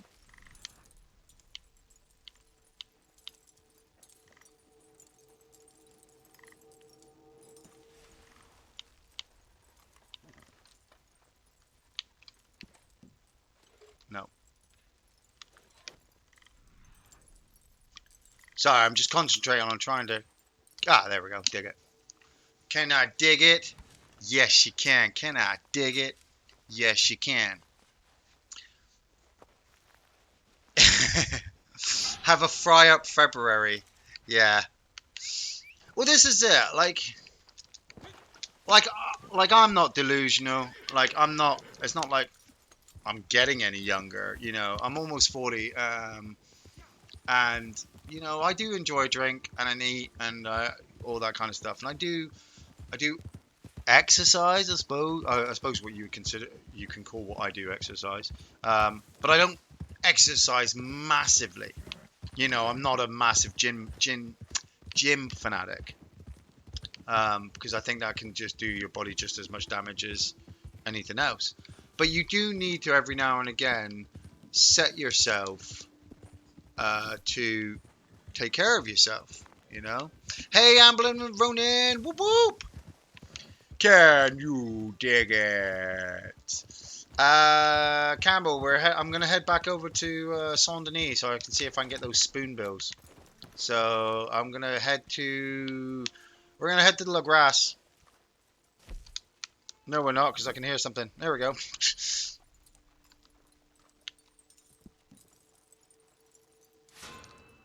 So much shit to find. There we go. Another card up here.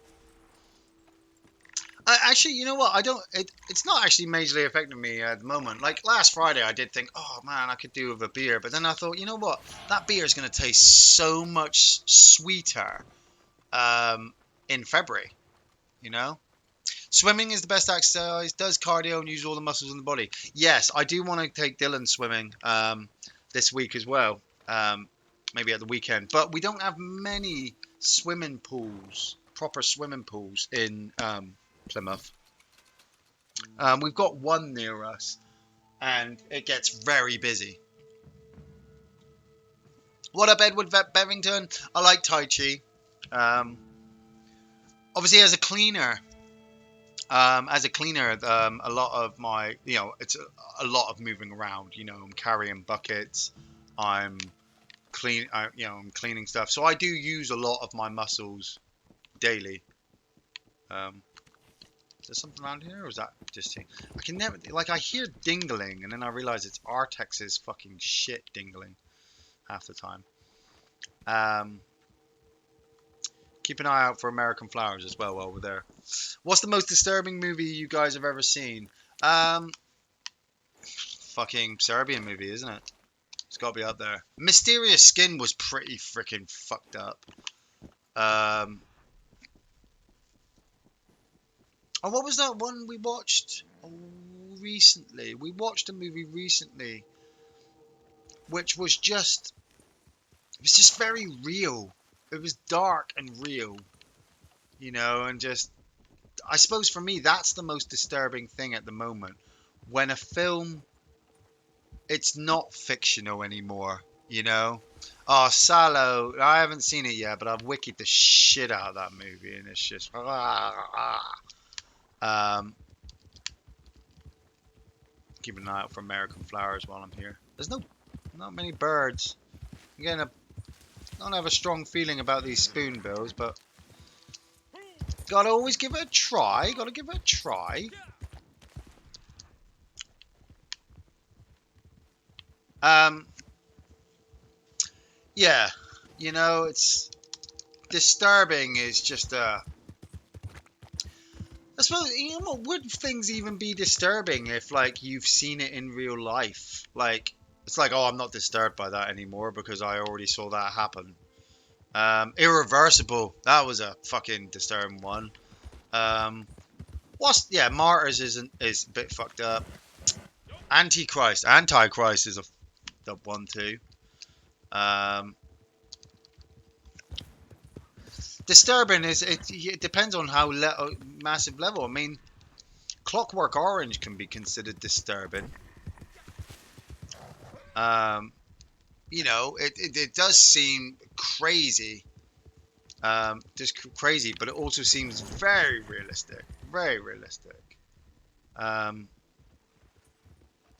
I was watching clips a couple of days ago of 1984 with John Hurt, um, and in a way, I was reading that, and I was just like, this movie's a bit disturbing now. On a simple fact of it seems so close. You know, so close. Uh, can be considered as a natural depiction of gang rape. Yeah, yeah, yeah, yeah. It can be. I said can be. Don't judge me. I just, I was just trying to use my words. Sometimes I don't use my words very well. Brazil is a great movie. I like Brazil. The first time I've only watched it twice. First time I watched it, I thought it was absolutely amazing, and I had to watch it a second time just to make sure that I was watching everything I was watching was what I was watching. When you see fucked up shit in real life on a somewhat regular basis, you become dull to it, especially in the movies. Yeah, yeah, that is the thing. This is why sometimes, when people say to me, like, why haven't you watched that documentary about that killer on that TV show? And I'm like, because I don't fucking need to. Or if I wanted to do something like that, all I have to do is look at the fucking news, you know? Like, people moan at me because, like, on my Facebook feed, like, it'll come up. Like, a news report will come up and it'll say, man beat to death 9-month-old baby because he was playing Fortnite. And I will read that shit. Because I need to read that shit so that I can feel the hatred for what that fucker has done and hope that he is going to pay for that, you know? Like there was one over the Christmas period. A mother was stabbed. New Year's Eve, actually. A mother was stabbed along with her boyfriend, her new boyfriend. and two of them were killed. Police were called 4:30. They came across the bodies, you know, and at the time the news reports weren't put out. The news hadn't released any more details. And I immediately knew from what I was reading that it was the husband who'd done it. Because there were little bits of details that the news reports were giving out. So, for example, they said that she had separated from her partner, and about 3 months before she'd separated from her partner about 3 months before her husband, and she was living in the house with the kids. And I was like, bet you it was the husband. Fucking money bet that it was the fucking husband. Somebody does not just go into a house and fucking. The Greasy Strangler is a great movie. Greasy Strangler, Jay Hines. I'm on that one with you. That's a fucked up movie. Like, I caught some of it one night and was like, what the hell's this? And then wikied it and then stayed up the next night, the next time it was on, just to watch it. And just, my mind was like, what? Yeah, no, sorry, where was I? So, yeah, so this, I just knew that the husband had been in on this. I just knew it. And then a couple of days later, the news report was released that, lo and behold, the husband had been arrested. The husband had been arrested. But part of me, yes, I was going to say that as well, Jake, as well, actually. Part of me had to understand where this was.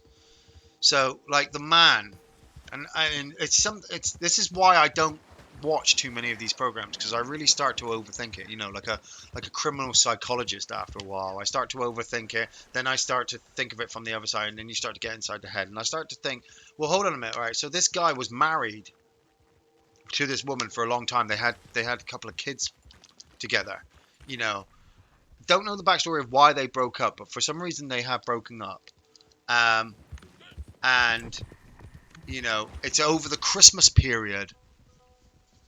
It's over the Christmas period. She's invited her new boyfriend in. Maybe the husband is an alcoholic. Maybe he was violent. Maybe that's why they broke up. Maybe she was cheating on him. We don't know.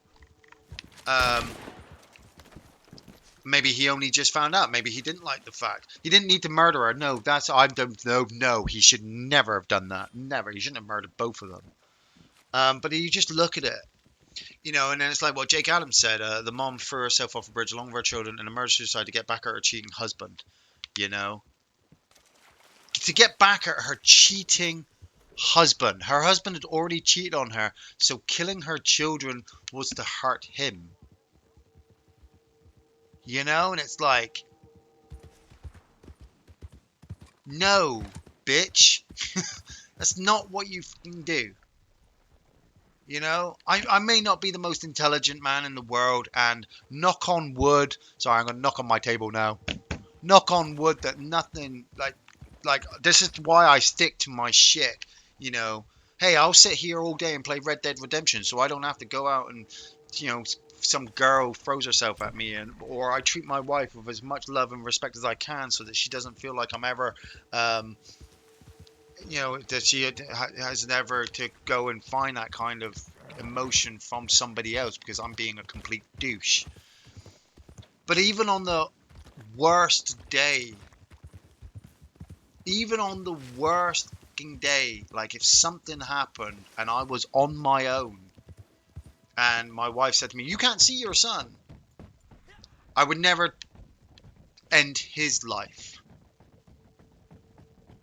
to make myself, or attempt to make myself better. It's just a human concept that I just don't grasp. Why do you have to kill something so small and so innocent and so, Your fucking job is to defend those fucking kids, not fuck it up. If you were to get back your cheating husband, then buy them an Xbox, buy them a fucking limo, do something that makes him go, hey, you can't do that, and you go, yeah, I can, I've done it. You know?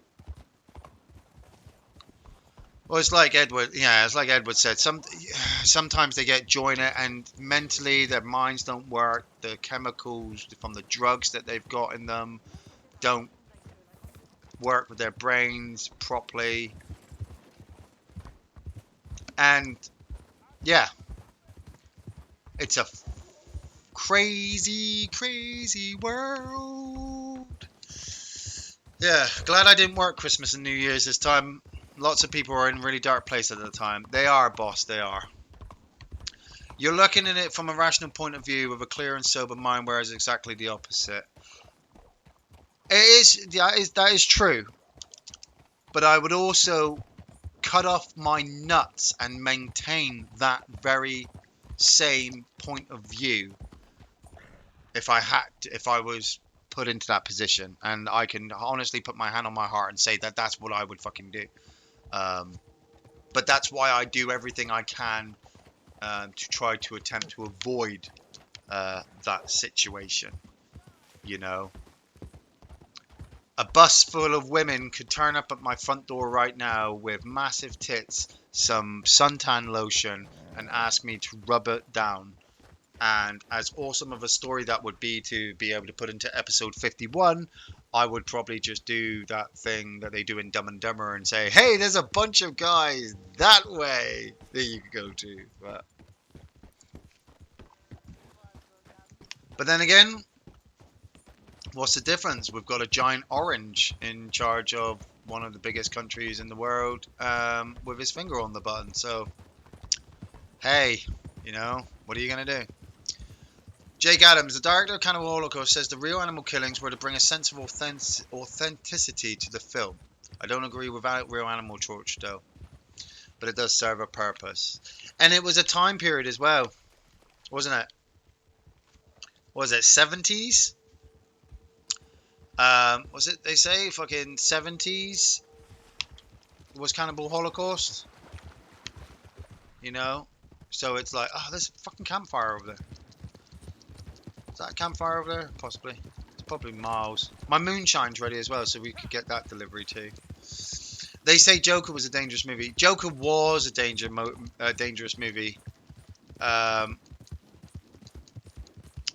Joker was a dangerous movie for many levels. I have a... Oh, there's camp here. Oh, he doesn't have a crypt. Oh, that's a shame.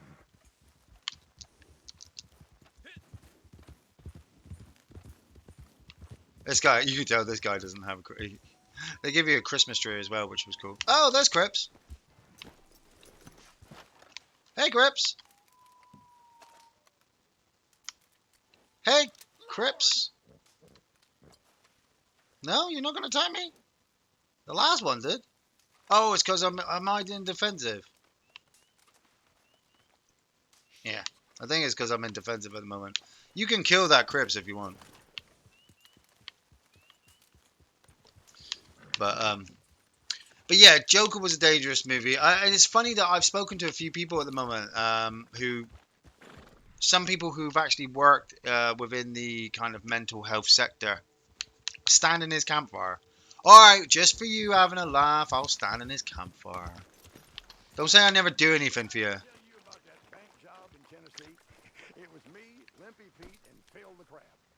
The ring of fire. There you go. That's as far as I can't jump into it. Oh. I think it's because we're in defensive at the moment, Campbell. We'd have to come into offensive to be able to properly kill him. Yeah, no, what was it? Yeah, there were some people that I knew who work in like people with mental health, and they hated the movie. They hated it. They said it was just a terrible portrayal of people with mental health and a horrible.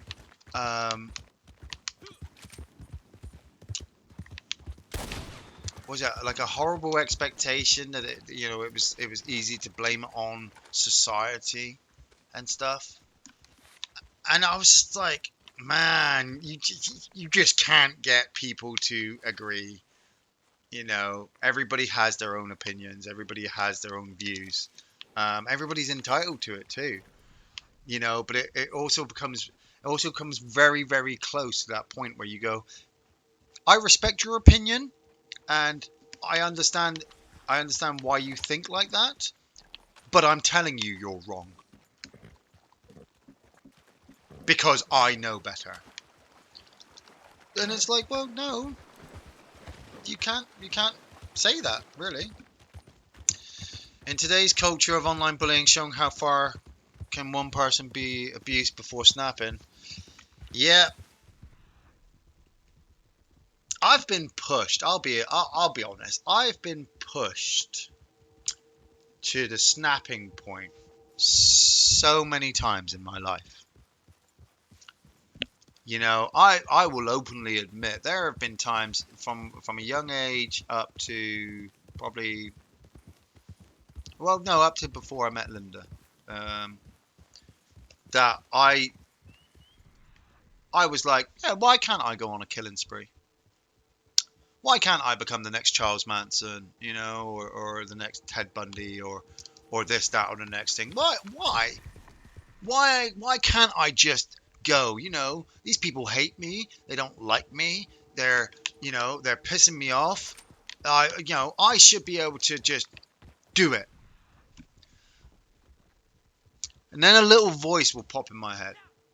That's when you know you're fucking crazy. A little voice pops in my head and says, do you know how much effort it will take for you to do that? You know, how much time it takes to not only, I mean, Boss is the police officer. He probably understands a lot of this. How much time it takes to plan it, to stalk them, to get your stuff prepared. And half the time, especially nowadays, especially now, present day, it's really, really hard for you to even get away with it. What up, fuck you? Give me a username. Why do you think I've got red hair? It's the blood. It's from where we push the blood into our hair. The amount of effort it takes, time, stalking, all that kind of stuff. And then even more so from that, when I start to really probably think about it, it's like, well, why? Why does that person, you know, I am now becoming the douche that I hated before. These people drove me and pushed me and made me snap. And now I'm going to hurt somebody over it. But unless I do it to the person that I'm doing it to, how am I know I'm just exactly the same as them if I do it to an innocent person? I'm just picking on another person. I'm just, and it just becomes another circle. And just like Aaron J says, you just end up smiling and nodding and walking away, turning the cheek. And every time I did that, like I said, since I was younger, you know, every time I did that, of part of me be like, oh, you're a fucking pussy, oh, you're, but then the voice would come back and go, so tomorrow's another day. And you go eat breakfast, and you get up, and you get dressed, and the world turns, and shit just carries on regardless of what I do, what you do, you know. So fuck it. And then after a while, fuck it just became a saying.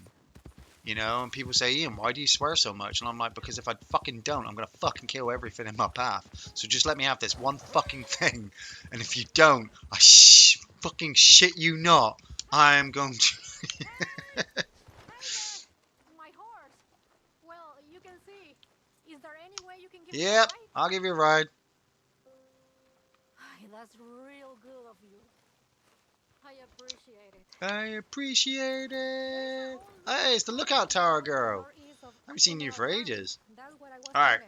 go on then. Campbell, we're going to be heading to the Moonshine Shack in a minute to take some to deliver some moonshine. So you can head there if you want while I drop off our lady ship here, or follow me. It's up to you. Just take it out on their car and whap open a stick of chocolate after. Yeah, like I remember one time I was in school. I was in school, and obviously being a ginger back in the 90s was not a good thing. You know, you were fucking, you were, well, me. I don't know if it was for everybody, but it was definitely for me. Like I was bullied when I was in school. And I always tried to fight back. I always tried to defend myself, but then all of a sudden, it's not you versus one guy. It's you versus his 3 and 4 mates, you know, who all think it's funny. And so you are really, really properly fighting. And one day, I considered, remember I used that word, considered. I considered taking a screwdriver into work with me, into school with me. I considered taking a screwdriver into school with me to protect myself. If these 4 or 5 lads were going to come and fight me again and pick on me and give me shit for the clothes I was wearing or the hair, the colour of my hair or the way I talked or anything, and I had to fight, I would... What's that? What's nearby? Something nearby. I can hear it. You know, I would use this screwdriver to defend myself. That's what my plan was. That was my intention. I'm looking for something while I'm down here. Sorry. It's here. There it is. A bit of weed. That's what I need. As I was getting myself ready for school, and like I said, I considered taking this thing. I considered it. Yeah, the voices in your head tell you to go fucking do it, like that scene from Dark Man. You know, take the fucking elephant. Sorry. Um, and as I was getting myself ready for school, and I remember I had the screwdriver in my hand, and I ran through what would happen in my head. You know, the guys would come up to me, they'd say something, I'd pretend not to be scared or whatever. They'd start, I'd pull it out, and you know, all of a sudden everything just turned to shit. I was then the bad guy. I'd be the one expelled. I'd be the guy and get in trouble. Maybe even before the teachers even get there. Maybe I cause somebody harm, you know. And if I did, like, I would have to live with that the very next day and the day after that and the day after that and so on and so forth.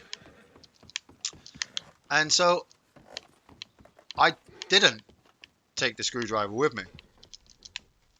I took it back down to our kitchen and I just put it in the kitchen and I got my stuff and I just went to school. Yeah, Jay Hines, there was a time in my 20s that life was real shit that I really considered sectioning myself just to fucking give myself a break, but I didn't. But no, anyway, I went to school that day, and like what people say, the voice in your head, your inner voice is telling you, oh, you're fucking stupid, you deserve everything you're gonna get because you're not defending yourself, blah blah blah. And I didn't want to fight. You know, I didn't. It was just a situation that I kept finding myself in every time. But when I got to school, one of the boys wasn't in school. You didn't go to school, dumbass. No, I did go to school. I did go to school, and I hung out with all my friends. And our collection of friends were, you know, like the middle group. You know, you had your top cool guys and cool girls, and then you had your real low down dirty gits. You know, the like the. Well, I don't mean that. I mean, you know, people who didn't come to school. You had your top cool people who walked around like it was fucking the set of Mean Girls, and then you had your guys who didn't bother going to school and just sat around drinking, doing drugs at the age of 12, who had really bad lives and can't even go there. And then you had us who were in the middle who did go to school to get our grades, and we just hung out. And I got to school, and one of these guys, he wasn't there. And like, he wasn't the main one, but he was kind of like slightly the instigator. Hey, Campbell, what happened? Where have you gone? Oh, he's still there. You in the shack here? And he mentioned something. We were in class, and I'd watched a film at the weekend called ID. And it was a football film about, obviously, people who were. Oh no, no, I got to do the moonshine delivery. Sorry. The police infiltrating the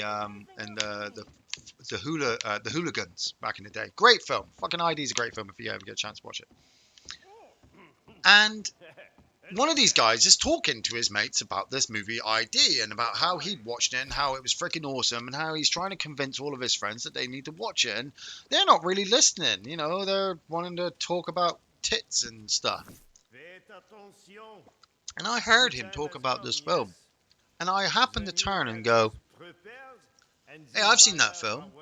And like I said, we, at this point, had never really had much of a conversation other than you're ginger, your balls are on fire, don't like you, smack, smack, punch, punch. Today, I say to this guy, hey, I've seen that film. Have you? Yeah, I watched it at the weekend. What'd you think? And all of a sudden, for like 10 minutes, we're talking about this film. You know, we're talking about ID, and his friends, like, they couldn't believe it. Like, you could tell by the looks on their faces that they're like, what are you talking to him for? And a couple of them tried to get in on the conversation, tried to make jokes, and he actually turned to them, and he was just like, we're talking, go away. And I was like, holy shit. Like, I didn't consider us best friends at this point, no fucking way, but we were having what could be considered a civil conversation. You know? A civil conversation. And it was at that, it was one of those times where my mind was just like, just get through the day. Just get through the day, go home. And I've always said, like, my home life with my mum, wasn't great. I mean, it wasn't the worst, but it wasn't great.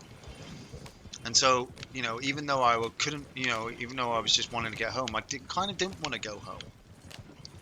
But school had been okay, so hopefully home would be okay. And that was it. I just went back and carried on. And kind of weirdly after that, like nobody would bully me really after that. Because I was, Campbell, take them. They're going to shoot the wagon. It wasn't like I was accepted into the cool guys, but they kind of recognized that, hey, he's not a dick. A couple of them I still had to fight after. Like, there was one guy who was like, he was like the tallest guy. Like, he was like fucking 6 foot at 15.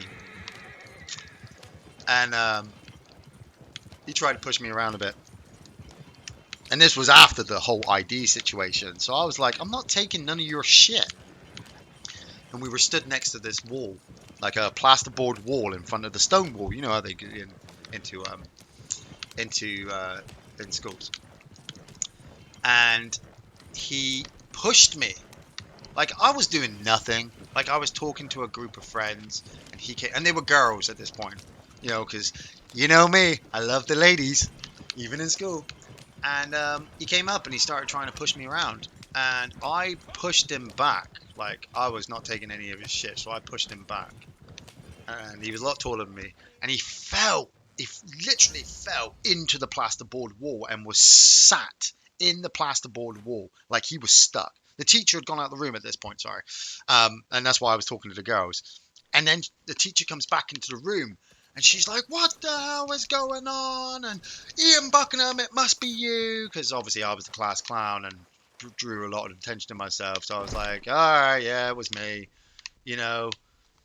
And You better get you better get to the principal as well. You kids are gonna be paying for that. Whoa, rah, rah, rah, rah. And I thought to myself, ah, shit, I'm gonna have to go home to my mum and tell her that I fucking broke a wall in school, and she's gonna kick off and give me shit. And you know what? I don't care. Fucking, what's she gonna do, man? I ain't got no goddamn money. You know, she'll probably give me a clip around the ear like they used to. I'm sat outside the principal's office, waiting to be spoken to, and here comes this guy. And like I said, he was taller than me. He wanted to be a bit of a bully. And he sits down, and his head is in his hands. He's crying. He's crying because, as per usual with bullies and douches, they put up a face, don't they? They're fake. So to his parents, he's a good guy. To his parents, his school life, oh, he's doing well. He's top of the class. He's a really nice guy.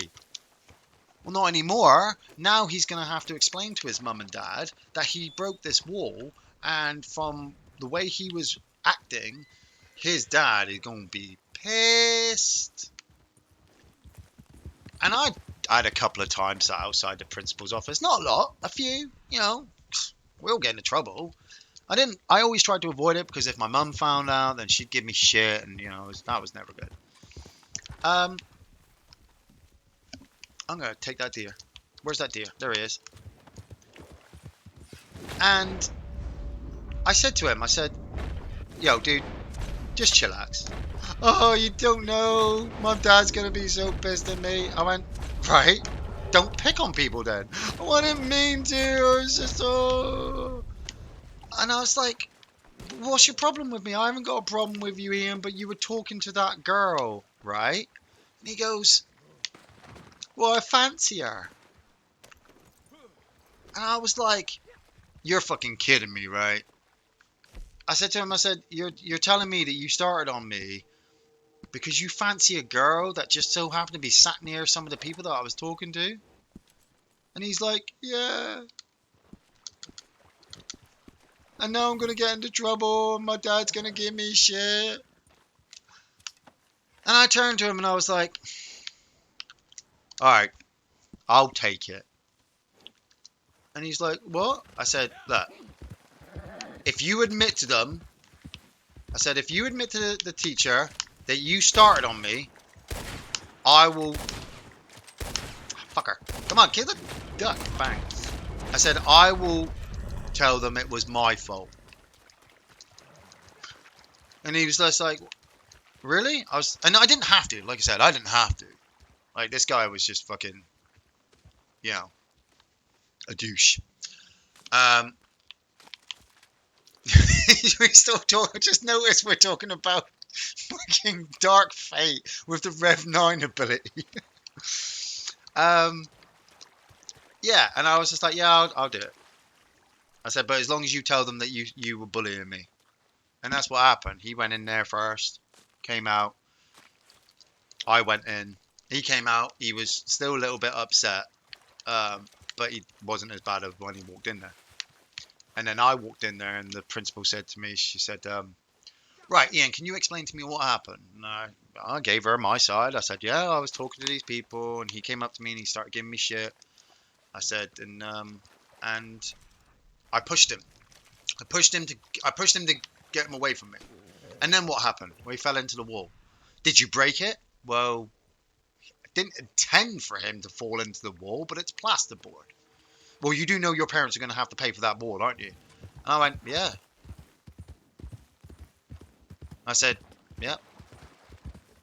She went, you don't seem very... I said, well, the only thing, miss, is that we ain't got no money. So, you can send the bill to my mum. I said, but she ain't going to be able to pay for it. I said, so most that's going to happen is I'm going to go home and I'm going to get a smack around the head for standing up for myself and taking care of myself. I said, and here we are. And weirdly enough, the teacher never sent the letter back. She said to me at this point, she said, I want you to think about what happened and consider what could happen in the future. Yeah, okay, miss. And that's it. I walked out the room. And it never came up again. And it was just no worries, Ian. We're listening to your story as well. It's awesome to think of what kids go through, cruel little bastards. Yeah, man, I'm watching the chat while playing, while talking, and it's just fucking awesome. That's why I love the chat. But it's just, like I said, it's just. I've said many times I'm insane. Like my mind fractured many years ago, and I just kind of kept going with it, really. So it's like when people say, Ian, have you seen Joker yet? I'm like, why? I'm already living it. I just haven't applied the makeup yet. Um, and it's like what we said about those other people who do nasty shit. You know, there's something there. There's a problem there with them. Maybe they never had it focused before. Maybe they never dealt with it. Always deal with your issues. Don't hide them. Don't hide behind them. Don't use them as a thing to keep people at arm's length. You know, if you generally have an issue with something, you need to change it. If you have a fear, if you have an anxiety, you have to do something to get past that, or it will follow you like a fucking black cloud all through your life. And you never know when you'll need it gone to meet somebody. Like, I'm so glad that I always made those choices and stuck to my guns and did the things that I wanted to do. Because when it came to it, I would have hated to have walked into that club that night not happy, to not walk out the club that night without my wife on my arm. You know? Matt Midgley, fear. I've always said, people say to me, they're like, well, I'm scared. I'm like, what are you scared about? Well, I'm scared, I'm scared of heights. Well, I'm not scared of heights. I'm scared of falling from the heights, but I got to get up there first, you know?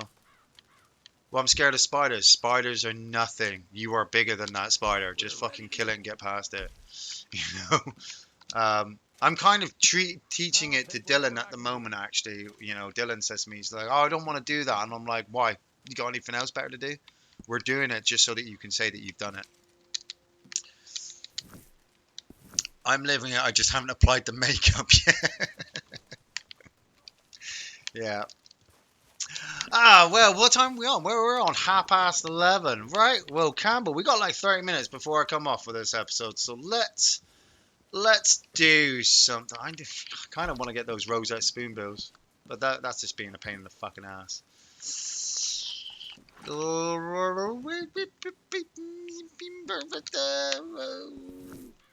do want to rob a bank. Where's old man fucking Jones?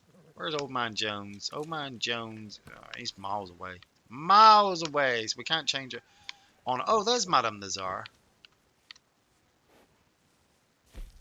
Where's that? Ansberg? Right, that's what I'm going to do. I'm going to transport myself to. No, I was going to transport myself to Ansberg, but I kind of want to save that shit. So I'm going to grab a base stew. I'm going to have some stew because I'm hungry. And then we'll do. Yeah, we'll do a mission. Yeah, we'll do a mission. We'll even help somebody. We'll help people because that's what we do here at Off the Shelf Reviews, Red Dead Adventures. We help people. We help people. Ian, did you ever picture getting married? I don't think I ever will. No, I never did. I swore blind, Jay. I swore blind for fucking like 5 years. Like, like it was from my 20s, like 1920. I swore blind. I never wanted to get married. Ever. Ever. I never wanted to get married. I didn't want to go through that crap with the relationship just in case, the girl I met cheated on me or we went through problems. You know, I'd had girlfriends, there'd been problems, blah, blah, blah. You know, what up, Cal? Fist bump. And I just, I'd seen the shit my parents had gone through. I'd seen shit other people's parents had gone through, and it was just like, nah, nope, nope, fuck that, nope, nope, nope. And I was happy. Well, I still am happy. It's not like I'm not happy now. Oh, I hate my life. No, I was happy. You know, I was single. I could do what I want, live the way I wanted. But I had those people in my ear, all my friends. You're gonna have to grow up. You're gonna have to meet somebody. You have to get married. You have to do normal things. You have to get a kid. You have to get a house. You have to get a car. You have to get a white little picket fence and a dog and a cat and a bird and a fucking grandparents and a family dinner table so that you can all sit around it at Christmas and enjoy it. The whole fucking shopping list. It was always the same. David talked to you. Dave and his girlfriend were, they were always like, "Oh, you gotta get yourself a girlfriend." I was like, "What? I'm fucking cool. I'm gangster at the moment. I'm fucking Snoop Dogg. I'm living the life of Riley. It's all good." No, no, no. And I still didn't even think I was gonna get married to Linda. Carcano. There it is. I don't, because she'd already been married before, twice. She'd already been married twice before, so I didn't think marriage was on the cards for us either. Um, but it was when, we were together. Dylan had been born, and my last name is Buckingham. Dylan's last name is Buckingham, but my wife's last name um, was it was something. Was it Williams? No, it was something else. I can't remember what it was. It was so long ago. It was something else. So like she'd been married the first time, had children. They had their father's last name. Then they got divorced, and she got married again, and she took his name, and then they got divorced. And I said to her, I said, look, We're gonna hang young you know, Tom Davies. we Your need a friend the marshal. we need to get married. Hang him for being your friend and doing good in a bad Why, why, world. why mention your Well, I'm testing sister-in-law? boys. You Teach know, goodness a lesson. Rachel and I, Oh, Rachel and I are still it kind don't of exist no friends. more in this chaos of a world. But They got him in tumbleweed. I And would, they're like I said, gonna I lynch was you. I was They're living gonna my lure thing, you in and there Rachel and was lynch all you. studying. And Guess I, you can I, figure I said that to her she out. needed to study. She needed to stick to that, and Get. that was it. It was just like you got all that to deal with. But anyway, Come on, let's go. yeah, I said to her, I said, yeah, I'd like to get married. All right. It's coming. And Linda was just like, really? I said, well, because in the future, Dylan's gonna ask why, Somebody kill that um, hobo there. Killed him without due process. Zinnia? Who's Zinnia? No judge, jury, just an executioner. Sorry, Dave, you confused me there. What's Zinnia? Cross the line. Um, Now Alfredo's but yeah, back. no, They're across the I street. said to her, look, Dylan's gonna question in the future why we have different names, and I don't want Just that. a So let's get paperwork. married. Now the But let's just not executioner do is something really Mademoiselle stupid and over the Kennedy. top. And she I was know like, it no, takes a that's fine. We'd fucking already been while there. We've done longer that. than Dave's did to Um, carry out the deed, and then yeah, but it he just might happened. already be done The same thing with before having we kids. arrive. Sure, we'll save him if we can. But I don't remember If we Zinnia. can't, No, I remember well, Rachel. either I we don't remember go Zinnia. Hey, don't pull that one on me. I never with You gotta help. The Tamar's whole town's sister. going She was way wild. too young. And it's have the marshal and the sheriff too. They was like, Just no. any moment. But didn't she have a partner at some point? Because For that your was weird. time at least. Yeah. Come on. Um. Here we But yeah, no, it was like having kids. I never wanted to have These kids two ain't either. killers, The world that but we we're the live in is kind of such a killers that fucking kind such of a hide behind the fucked up, law. shitty place So today, that Marshal Davies I and wasn't Sheriff wanting to Freeman. bring children into the world. But then, lo and behold, the wife said to me, she said, I want to have a baby, and so that's what we did. We had a baby. I stole a baby. Don't fart. No, where's my Carcano? There it is. Got him. Right. Sheriff is safe. Hey, in fairness, Dave, if you remember when I was younger, I was kind of obsessed with a lot of women. So, Oh, can I want to. Is there anything here? While everyone else is doing the mission, I'm going to look for shit to find. Oh, wait, that's it.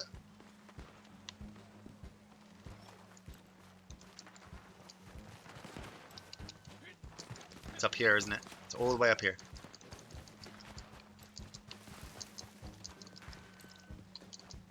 Hey, Dave, in fairness, you and I would have been fighting over Tamar if you hadn't got there first.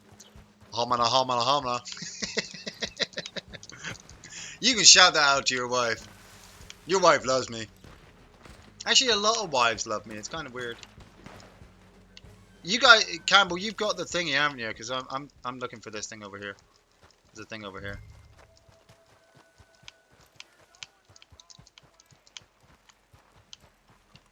I'm going the wrong way, am I? It's over.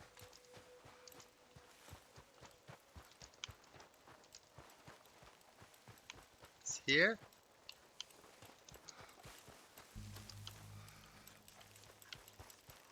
There we go. There we go. You ran out of the pub after her to ask her out. Hey, I ran after a lot of women to ask them out back in the day, Dave. And the fact that I never went out with her just kind of explains what my love life was like back then.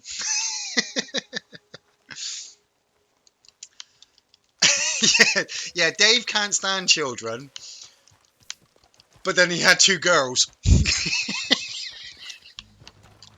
which I just thought which I just always thought was amazing. Like I had a boy, and I can't use my hunt vision now. No. I had a boy. Dave had a girl. Dave had girls. Andy had girls. Like another friend of mine, he had girls. Like I had a boy. You know, my seed was strong. I am like what's his name from friggin' Game of Thrones? Jason Momoa's character from Game of Thrones. The fire in my wife's belly will make a strong baby. I stole the baby. One thing I know for certain, never say never. Exactly. I mean, I managed to find the perfect girls and have been holding on to her for a long... Wait, to find the perfect girl. Oh, sorry. Because you said perfect girls there. I was like, what, you've got more than one? Does your wife know?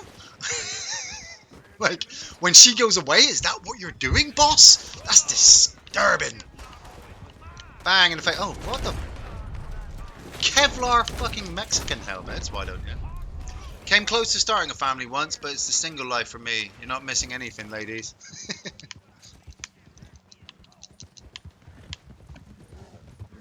Oh, you never know, Aaron J. You never know.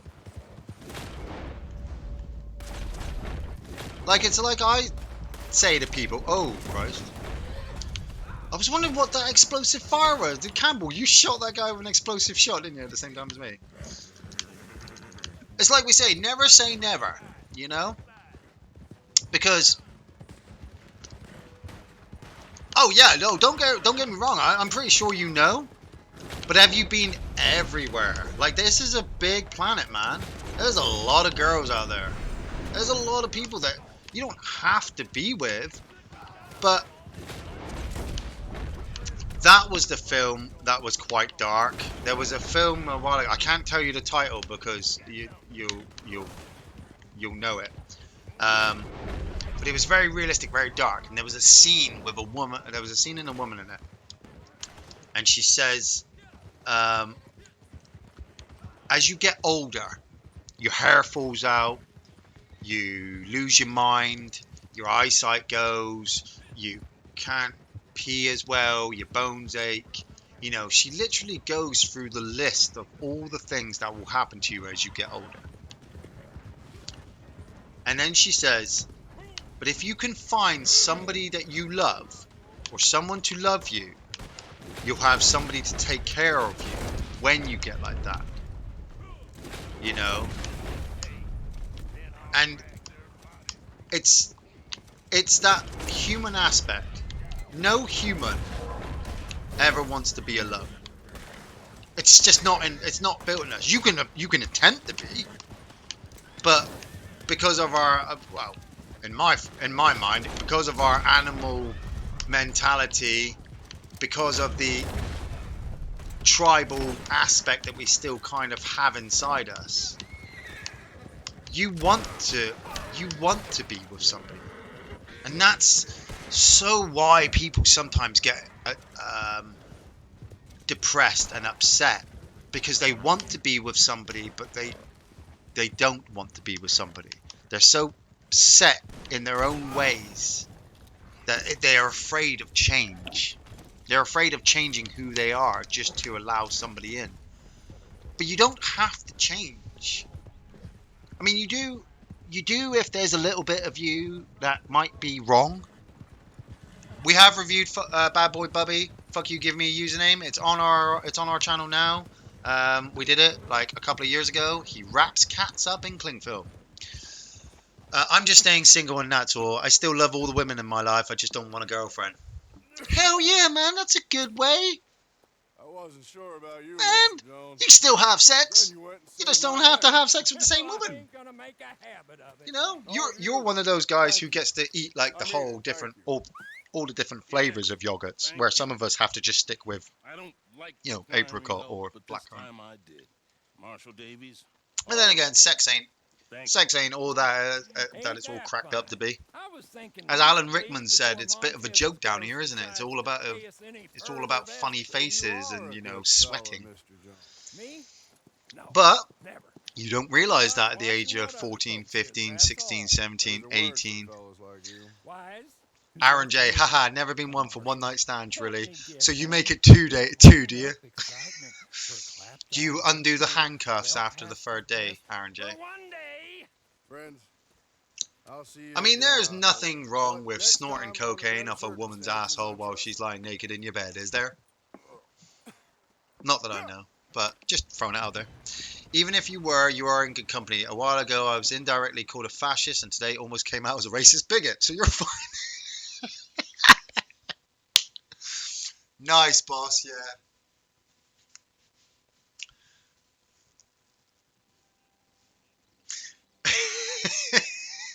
That's. Sorry. It's just the fact. It's just like somebody would be like, "You're a fascist." Yeah. Well, today I'm a fascist, and tomorrow I'm an asshole. Maybe Thursday I'll be a vegetarian. Oh God. I mean, what do you guys bring out of me when we do these things? I mean, Jesus wept. You wait until I start putting different games in and we start getting different conversation going on. It's gonna be well messed up. It's gonna be so fun. Hey Campbell, shall we have a bit of an infight? I bet you won a bit of an infight, didn't you? Want to get? What should we have? Knives or fists?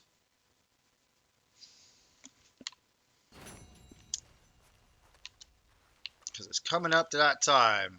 Let's put it to the chat. We're gonna have a bit of a infighting between me and Campbell as we finish off. But what shall we use? Knives, fists, or guns? Campbell, I'm not listening to you. It's not your choice. I'm putting it to the chat. It's down to the chat. Because I know what you're like. You'll fucking Molotov me. So, Ian, what did you think will be the next adventure? Knives. Okay, we got knives. Well, as I said, Jay. Oh, knives, explosives. Right, well, knifey versus spoony. Fist knives. Right. Oh, I see you've played knifey spoony before. The next video, episode 50. Now, starting with episode 51, which I'm hoping to get on to tomorrow, but I do have some stuff to take to the tip as well. So it might be, we will do, I will be doing another episode 51 infighting. Campbell, from the chat, it says that we can pretty much use, but I mean, a lot of it is on explosives and knives. So you can use explosives and knives. I'm going to knife ya. But I am contemplating Resident Evil 2, the remake. Yeah, spear! Like Edge. On this day, I see clearly.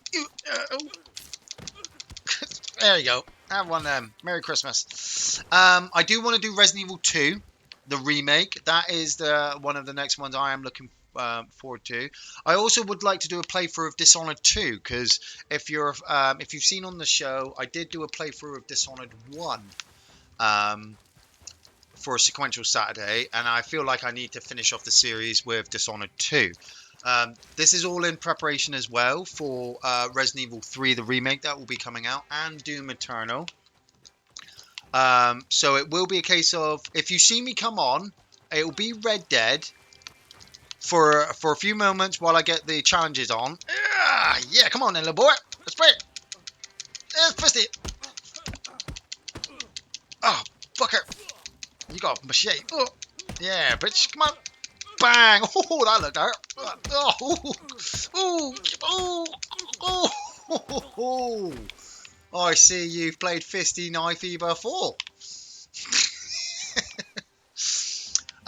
So yeah, Dishonored 2, Resident Evil 2, Doom Eternal.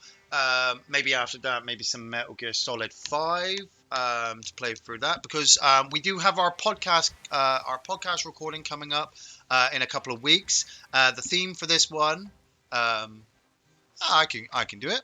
I should do Dead Space as well, shouldn't I? Dead Space. I've never done Dead Space 3. Dodgy, dodgy, dodgy, dodgy, dodgy, dodgy. Gotcha. Go on, up you get. We ain't messing around. Go on. Oh, wait. All right. Come on. Fisty, fisty. Oh, you gotta get the blade out? No, you ain't getting that blade out. I'm gonna finish you off my fish, mate. Whoop-pah! Block it. Yeah, come on. Block it, block it, block it, block it, block it. Ow. Block, block. Block it. Oh, I got it to the gut. I've never done Dead Space 3. I never completed that trilogy. So I wouldn't mind doing Dead Space 3, but Dead Space 1 and 2 I do think are the absolute fucking best ones.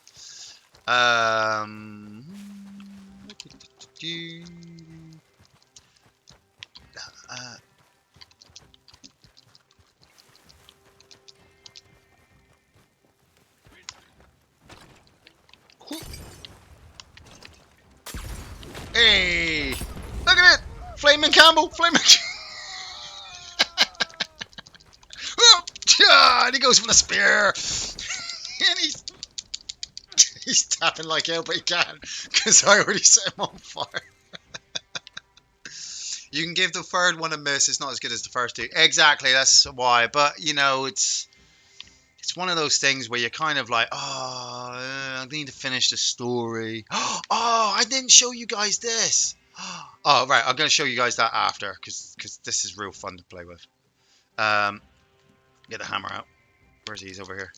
Camo, we didn't show them the flammable moonshine that we ended up buying. Oh, there he is. Oh, explosive dynamite. Blew me the fuck up. Blew me up. Right. Oh, it's 3v3, eh? Okay. Here we go, then, boys. Here we go. Oh, these are cool. I do like this. This is toxic moonshine. Kind of poisons you.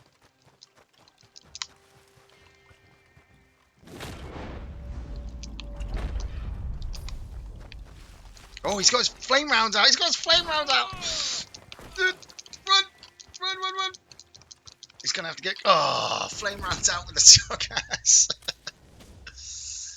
Spoilers. Do Isaac and Nicole survive 3? I think Isaac does.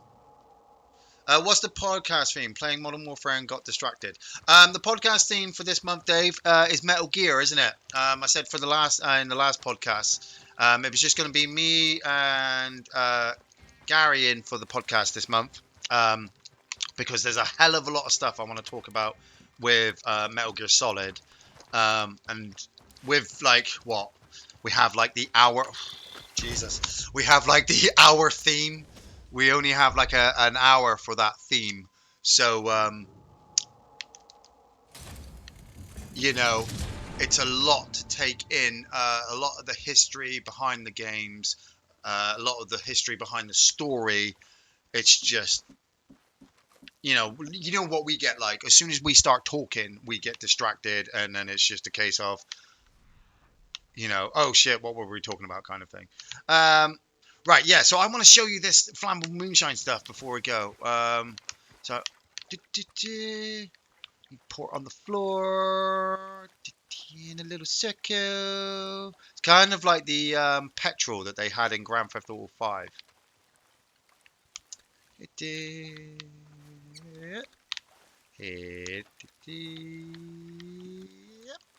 And then one of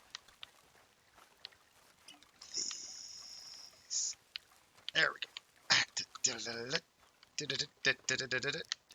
Hit. Look at that! Woohoo! How cool is that? You just wrote. Hey, that wasn't my fault. Didn't you see the floor was on fire?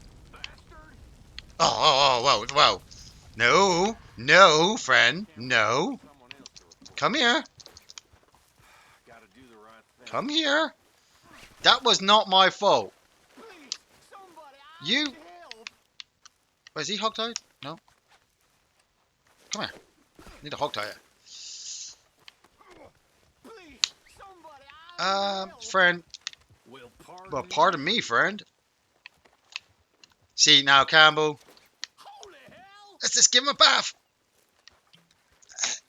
Yo, yeah, I'm sorry, friend.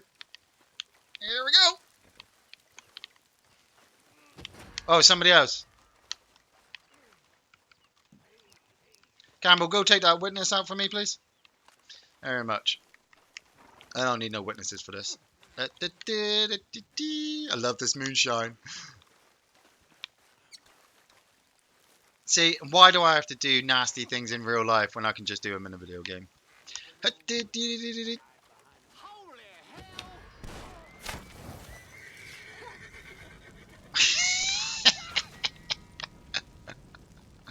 Oh yeah, love this game. Right, everybody, thank you for joining us this morning for episode 50. It has been so exciting to get back into playing. As I said, hopefully, if everything goes... Whoa. Okay, it's crazy. Hopefully, if everything goes well again tomorrow, I will be on tomorrow morning. And if that is the case, it will still be Red Dead Adventures episode 51, because obviously I got to do my challenges, but I will be changing the game.